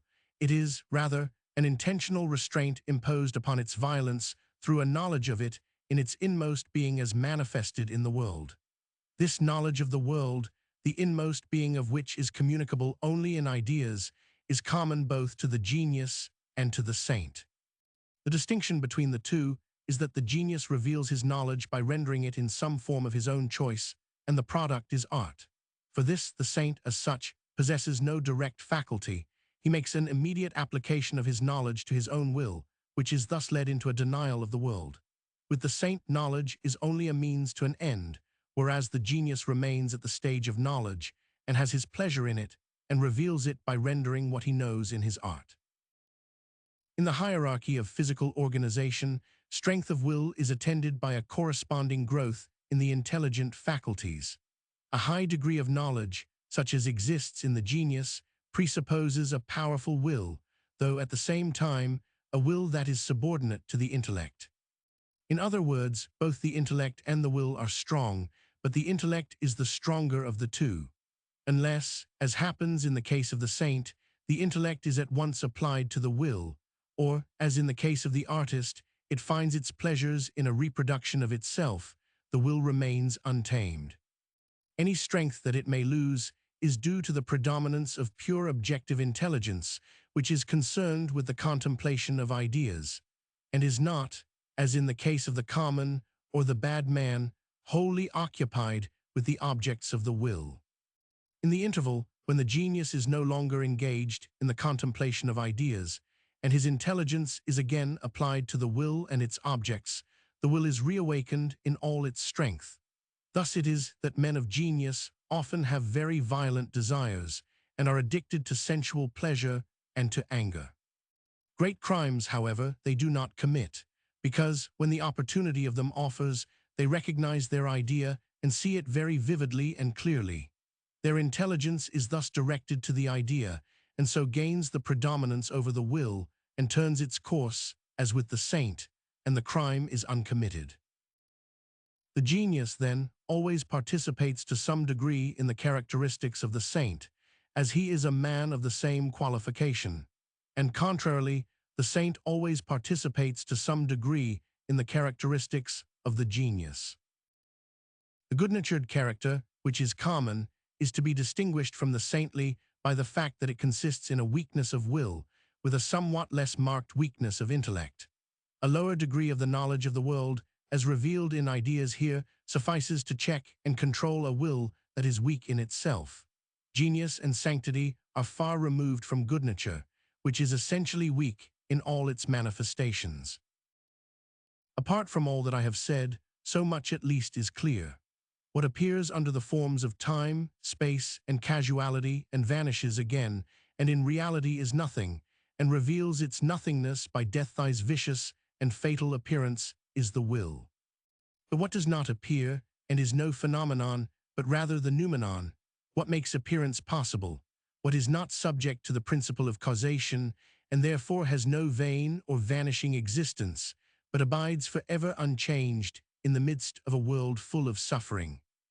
Like a ray of light in a storm, free, therefore, from all pain and fatality, this, I say, is the intelligence. The man who is more intelligence than will is thereby delivered, in respect of the greatest part of him, from nothingness and death, and such a man is in his nature a genius. By the very fact that he lives and works, the man who is endowed with genius makes an entire sacrifice of himself in the interests of everyone. Accordingly, he is free from the obligation to make a particular sacrifice for individuals, and thus he can refuse many demands which others are rightly required to meet. He suffers and achieves more than all the others. The spring which moves the genius to elaborate his works is not fame, for that is too uncertain a quality, and when it is seen at close quarters, of little worth. No amount of fame will make up for the labor of attaining it. Nulla est famatuum par oquipere laborum. Nor is it the delight that a man has in his work, for that too is outweighed by the effort which he has to make. It is, rather, an instinct sui generis, in virtue of which the genius is driven to express what he sees and feels in some permanent shape, without being conscious of any further motive. It is manifest that in so far as it leads an individual to sacrifice himself for his species, and to live more in the species than in himself, this impulse is possessed of a certain resemblance with such modifications of the sexual impulse as are peculiar to man. The modifications to which I refer are those that confine this impulse to certain individuals of the other sex, whereby the interests of the species are attained. The individuals who are actively affected by this impulse may be said to sacrifice themselves for the species by their passion for each other and the disadvantageous conditions thereby imposed upon them, in a word, by the institution of marriage. They may be said to be serving the interests of the species rather than the interests of the individual. The instinct of the genius does, in a higher fashion, for the idea, what passionate love does for the will. In both cases, there are peculiar pleasures and peculiar pains reserved for the individuals who in this way serve the interests of the species, and they live in a state of enhanced power. The genius who decides once for all to live for the interests of the species in the way which he chooses is neither fitted nor called upon to do it in the other. It is a curious fact that the perpetuation of a man's name is effected in both ways. In music, the finest compositions are the most difficult to understand. They are only for the trained intelligence. They consist of long movements, where it is only after a labyrinthine maze that the fundamental note is recovered. It is just so with genius. It is only after a course of struggle and doubt and error and much reflection and vacillation that great minds attain their equilibrium. It is the longest pendulum that makes the greatest swing. Little minds soon come to terms with themselves and the world, and then fossilize, but the others flourish and are always alive and in motion. The essence of genius is a measure of intellectual power far beyond that which is required to serve the individual's will. But it is a measure of a merely relative character, and it may be reached by lowering the degree of the will, as well as by raising that of the intellect. There are men whose intellect predominates over their will, and are yet not possessed of genius in any proper sense. Their intellectual powers do, indeed, exceed the ordinary, though not to any great extent, but their will is weak. They have no violent desires, and therefore they are more concerned with mere knowledge than with the satisfaction of any aims. Such men possess talent, they are intelligent, and at the same time very contented and cheerful. A clear, cheerful, and reasonable mind, such as brings a man happiness, is dependent on the relation established between his intellect and his will, a relation in which the intellect is predominant. But genius and a great mind depend on the relation between a man's intellect and that of other people, a relation in which his intellect must exceed theirs, and at the same time his will may also be proportionately stronger. That is the reason why genius and happiness need not necessarily exist together. When the individual is distraught by cares or pleasantry, or tortured by the violence of his wishes and desires, the genius in him is enchained and cannot move. It is only when care and desire are silent that the air is free enough for genius to live in it. It is then that the bonds of matter are cast aside, and the pure spirit, the pure knowing subject remains. Hence, if a man has any genius, let him guard himself from pain, keep care at a distance, and limit his desires. But those of them which he cannot suppress, let him satisfy to the full. This is the only way in which he will make the best use of his rare existence, to his own pleasure and the world's profit. To fight with need and care or desires, the satisfaction of which is refused and forbidden, is good enough work for those who, were they free of, would have to fight with boredom, and so take to bad practices, but not for the man whose time, if well used, will bear fruit for centuries to come. As Diderot says, he is not merely a moral being. Mechanical laws do not apply in the sphere of chemistry, nor do chemical laws in the sphere in which organic life is kindled. In the same way, the rules which avail for ordinary men will not do for the exceptions, nor will their pleasures either. It is a persistent, uninterrupted activity that constitutes the superior mind. The object to which this activity is directed is a matter of subordinate importance. It has no essential bearing on the superiority in question, but only on the individual who possesses it. All that education can do is to determine the direction which this activity shall take, and that is the reason why a man's nature is so much more important than his education. For education is to natural faculty what a wax nose is to a real one, or what the moon and the planets are to the sun. In virtue of his education, a man says, not what he thinks himself, but what others have thought, and he has learned as a matter of training, and what he does is not what he wants, but what he has been accustomed to do. The lower animals perform many intelligent functions much better than man. For instance, the finding of their way back to the place from which they came, the recognition of individuals, and so on. In the same way, there are many occasions in real life to which the genius is incomparably less equal and fitted than the ordinary man. Nay more, just as animals never commit a folly in the strict sense of the word, so the average man is not exposed to folly in the same degree as the genius. The average man is wholly relegated to the sphere of being. The genius, on the other hand, lives and moves chiefly in the sphere of knowledge. This gives rise to a twofold distinction. In the first place, a man can be one thing only, but he may know countless things, and thereby, to some extent, identify himself with them by participating in what Spinoza calls their esse objectivum.